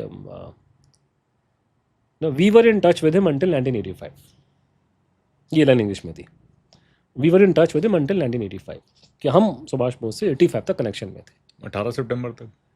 एंड हमारे पास में उन्होंने बोला कि we even have minutes of discussions between prime minister Gandhi and him, प्रधानमंत्री इंदिरा गांधी के और सुभाष चंद्र बोस की बातचीत का मिनट्स पड़े हैं हमारे पास, रिकॉर्ड्स हैं। ये मुद्दा ये लोगों को समझ में नहीं आएगा, सिर के ऊपर से निकल जाएगा, ऐसे से बोला करके। मुझे वो ऑर्डर याद नहीं है, मैं तो आपको क्योंकि बार बार तो ये सब बातें बोली, तो वहाँ मेरा दिन और बातें बोली जो यहाँ बोलने के लायक में नहीं हूँ, मैं फंसूँगा, अभी फंसोगे, तो ऐसी बातें बोली। तो मेरा दिमाग घूम गया, मैंने कहा यार ये 85 में कहाँ से ले आया सुभाष चंद्र बोस को। नेताजी के हम सुनते थे बचपन में, हम अंग्रेजों के ज़माने में सुभाष चंद्र बोस लड़ाई लड़ रहे हैं फ्रीडम सर्कल में, गांधी जी के साथ में थे, स्टालिन ने मार दिया, स्टालिन को ही मरे पता नहीं कितने साल हो गए, 53 में मर गया था। सुभाष चंद्र बोस कहाँ से आ गया 85 के अंदर? सुभाष चंद्र 85 में तो राजीव गांधी प्राइम मिनिस्टर थे हमारे देश के। मेरे को उस टाइम तक तो ये भी मालूम नहीं था कि नेताजी की उम्र कितनी थी, ढंग से एज का भी मुझे आइडिया नहीं था। हम समझते हैं सुभाष चंद्र बोस गांधी जी वगैरह सब कंटेम्प्रेरी होंगे, no they were not. Subhash Chandra Bose और गांधी जी में 28 साल का फ़र्क था। उस ज़माने में लोगों की शादियाँ 14 साल में जाती थी, 14-15 साल की एज में। सुभाष चंद्र बोस अपने पिताजी के 8वें-9वें संतान थे मेरे ख्याल से। सुभाष चंद्र बोस के पिताजी महात्मा गांधी से कोई 1 साल छोटे होंगे, मुश्किल से बड़े होंगे। सरदार पटेल सुभाष चंद्र बोस से 22 साल बड़े थे। पंडित जी उनसे 9 साल बड़े थे। सो दे वर नॉट कंटेम्परीज। मोरारजी भाई हमारे प्रधानमंत्री बने 77 में, सुभाष बोस से बड़े थे एज में। तो सडनली कि biologically it is not impossible 85। नहीं तो पहले तो दिमाग घूम गया भाई, जिस आदमी के बारे में आप 1945, 46, 47 की बात कर रहे हो, चलो स्ट्रेच कर दिया आपने, स्टालिन के टाइम पे ले गए, 53 में ले गए, सडनली आप मुझे 3 डेकेड्स के बाद लेके जा रहे हो, 85 में लेकर आ गए। तो पहले तो दिमाग में ये क्या बोले जा रहा है, तो पॉसिबल है क्या? मेडिकली पॉसिबल है। अगर वो 85 में उनकी डेथ हुई है तो वो 88 की एज में पॉसिबल है। 88 is not a big deal, ठीक है। तो वो है वहाँ पे। और एक नोट भी है गुमनामी बाबा का, जहाँ पे उन्होंने मेंशन किया 71 कि आज मेरा 77 ईयर हो गया मेरे लाइफ, कैसे कुछ करके। तो ये हुआ था। वो करते करते ये सब जो तो मैं को समझ में नहीं आया मैं क्या करूँ। तब मुझे याद है कि मेरी नींद उड़ गई। मैंने कहा, क्योंकि वो बातें आपको मैं बता नहीं रहा जिसमें नींद उड़ी थी मेरी, पर इस बात की नींद उड़ी कि 85 में तक सुभाष बोस जीवित है, गवर्नमेंट ने कॉन्टैक्ट में, ये क्या बात बोले जा रहा है। मेरी नींद उड़ गई। मैं 3 दिन तक सो नहीं सका ढंग से, क्या बोले जा रहा है, क्योंकि मुझे सोर्स पर डाउट नहीं था। उसके बाद में मैंने उसको लेकर के ढूंढना शुरू किया रैंडमली यहाँ वहाँ पे। तो हुआ ये कि हम लोग जब हिंदुस्तान टाइम में इंक्वायरी कर रहे थे तो हम लोगों ने उस पर एक वो लगाया था, सवाल पूछा था, do you think that Netaji died in 1945, और लोगों ने उस पर रिस्पॉन्ड किया बाद में। तो मुझे याद है किसी ने 85 लिखा था उसमें, वो डेट लिखी थी। तो I went back and I check these emails and this email was from certain Indranil Banerjee of Faizabad, जो अयोध्या में ही माना जाता है, अयोध्या ही हो गया आजकल, वो साथ साथ एक दिल्ली गुड़गांव के, पर आजकल अयोध्या ही बोलते हैं उसके पूरे को, but that twin town in those days. तो उसने मेंशन लिखा हुआ था इंद्रनील ने कि ये I know he did not die in 45 because he was here with us till 1885। मुझे मालूम है कि वो 45 में नहीं मरे क्योंकि वो हमारे साथ में थे 85 तक। मैंने कॉल किया उसको, मैंने पूछा, तो उन्होंने कहा मैं मेरे पिताजी ने, मेरे डॉक्टर प्रियव्रत बनर्जी, मेरे पिताजी ने मुझे बोला लिखने को, मैं उन डैडी के बिहाफ पे लिखा। ये वही हाँ, तो अभी जैसे ना, तो जो उनके आखिरी वक्त में थे, नहीं ये उनके आखिरी वक्त में थे, लेकिन ये दूसरे डॉक्टर है। अच्छा, ये भी उनके ये बहुत खास थे क्योंकि ये शक्ल वकल सब दिखाते थे करके। तो फिर वहाँ तो बेसिकली 3 डॉक्टर बनर्जी हैं यहाँ पे। एक डॉक्टर बनर्जी, तीन मिश्रा जी हैं और 3 बनर्जी जी हैं। नहीं वो ऐसा नहीं, वो मिश्रा जी अलग अलग लोग थे, ये एक ही परिवार के। हाँ, दादा पोता और पिता, मतलब तीनों डॉक्टर TC बनर्जी जो थे वो लखनऊ में थे, और वहाँ से उन्होंने 1940 में सुभाष चंद्र बोस ने इस पूरे इलाके का बड़ा दौरा किया था, इस पूरे यूपी का, बस्ती का, हर जगह का। तो डॉक्टर बनर्जी ने TC बनर्जी उनकी वाइफ ने उनको सुभाष बोस से वहाँ मुलाकात की थी, तो they had seen Subhash Bose. TC Banerjee के सुपुत्र थे प्रियव्रत बनर्जी, जिनसे मैंने बात की। TC बनर्जी की डेथ मेरे ख्याल से 83 में हो गई थी। तो प्रियव्रत भी डॉक्टर हैं। फिर उनका लड़का इंद्रनील, जो अभी जिन्होंने जो मेल मुझे किया उनके लड़के ने, वो इंद्रनील। अभी इंद्रनील बैठ के, डॉक्टर साहब की डेथ हो गई प्रियव्रत जी की, तो ये इंद्रनील अब वो भी डॉक्टर है, तो आजकल वो बैठता है क्लिनिक में। तो तीनों डॉक्टर हैं। तो अभी हम डॉक्टर बनर्जी हमारे लिए इंद्रनील हो गया फैजाबाद में। हाँ, तो इंद्रनील ने बोला कि मैंने लिखा, मैं तो बच्चा था, मेरे पिताजी का चिट्ठी है। तो मैंने फिर डॉक्टर साहब, मतलब उनके पिताजी प्रियव्रत जी से बात करी। तो उनसे बात किया। अब उनको मैं काफ़ी मिस करता हूँ कि उनका वो आदमी अगर आज होते तो पॉडकास्टिंग में बहुत चलते वो, क्योंकि उनके बोलने का स्टाइल वगैरह बहुत अच्छा था, बहुत अच्छा बोलते थे। He was a very articulate person, both in English and Hindi, अच्छा बोलते थे। उनको मेरे ख्याल से अगर आज होते तो शायद उनके बहुत अच्छा बाइट चलती। तो डॉक्टर साहब जो है उनको मैंने पूछा भी आपके, और he was a very sophisticated person. पूछा क्या ये है, तो बात की ये थी, कहते ये फैजाबाद, ये गुमनामी। तो then I came to know कि गुमनामी बाबा की बात है। So this is first time Gumnami Baba मेरे डॉर के अंदर आया। तो मुझे बात करके लगा डॉक्टर बनर्जी से कि ये जो भी आदमी है, ये आदमी क्रेडिबल है, ये झूठ नहीं बोल रहा। मैंने उनको मिसलीड भी करने की कोशिश की, कि पूछा भी आप डॉक्टर साहब की हाइट कितनी थी उनकी। तो उन्होंने बताया कि वो आदमी 5 फुट, ये 8-9 के आसपास इतनी हाइट का होना चाहिए करके। मैंने कहा सुभाष चंद्र बोस तो 6 फुट के थे। उसने कहा नहीं होंगे, फिर मैं क्या कर सकता हूँ, हाइट तो चेंज नहीं कर सकता। तो नेताजी की हाइट उतनी थी, वो थी बड़ा आदमी मारकर श्रिंक कर जाता है। तो Netaji were around 5'10" which was pretty tall for his time, but he was right कि वो 6 फुट के नहीं थे। तो मुझे बातचीत करके लगा कि डॉक्टर साहब यू हैड अ जो- फीलिंग कि ये सही बोल रहे हैं हाँ कि वो बंदा मालूम जेन्युइन है डॉक्टर, वो genuine। मालूम बात करके मालूम चल जाता उनकी कि डॉक्टर साहब जो है झूठ नहीं बोल रहे थे। तो फिर मैंने उनसे बात की। उसके बाद में फिर मैं पता लगा कि मुखर्जी कमीशन वहाँ जाने वाला है उस फैज़ाबाद में। तो मैं फिर वहाँ पे अपने ऑफिस में रिपोर्ट किया। उनको मैंने बताया कि मुझे ये इनपुट मिले। तो कह रहे आप इस पर इन्वेस्टिगेशन करते हैं, अब आप जाओ उस पर अकेले।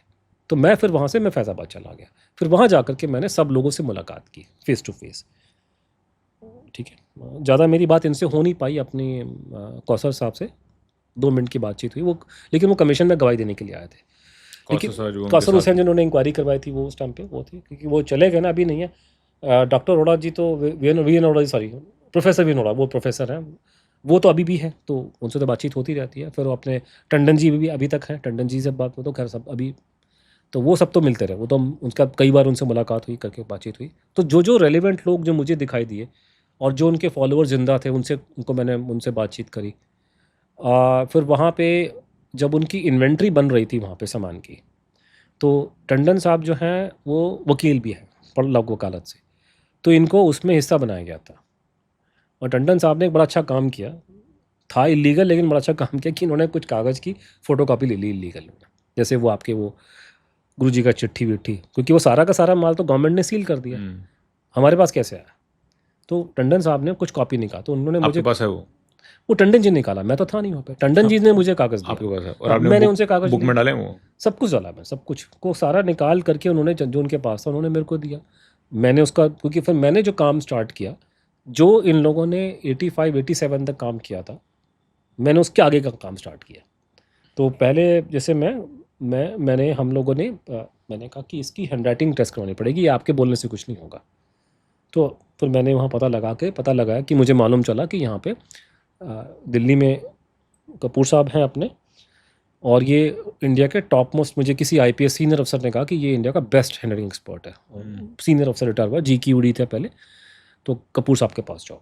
तो मैं कपूर साहब के पास गया, तो उनको मैंने उनको दिया कि ये हैंड राइटिंग जो है करवानी है करके। तो उन्होंने हैंडराइटिंग कि सुभाष चंद्र बोस की और गुमनामी बाबा की पहचानने के लिए कि ये, और जो सैंपल साहब की आपको हैंडराइटिंग कहाँ से मिली पुराने उनकी नेशनल आर्काइव से निकाली और जगह से, जो ऑथेंटिक सोर्स है, और गुमनामी बाबा के मैंने जो मुझे टंडन साहब ने दिए थे, या मुझे एक दो जगह और जगह से मिलते, बट इसेंशियली टंडन साहब का दिया हुआ था। मैंने वो उनको दिखाया उनको, और उनको मैंने कहा ये है। तो obviously he took it very very religious person, Bilal Kapoor साहब। तो कपूर साहब ने देखा करके, और बाद में उसको मैंने फ़ोन किया, मैंने कहा सर ये आपने, हाँ मैं देख रहा हूँ, मुझे पर है करके ये करके। फिर एक दिन उन्होंने मुझे उन्होंने बोला कि तुम सॉलो मेरे पे कंधे में रख के बंदूक चला रहे हो।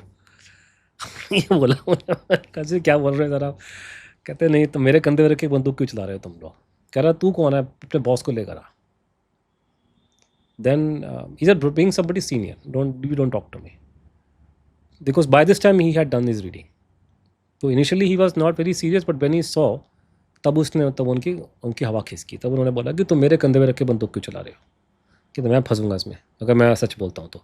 Then I went there with senior person, and तब उन्होंने कह दिया कि मेरी 40 साल की ज़िंदगी as an expert handwriting बर्बाद है अगर ये आदमी कोई और निकला है, सुभाष बोस से।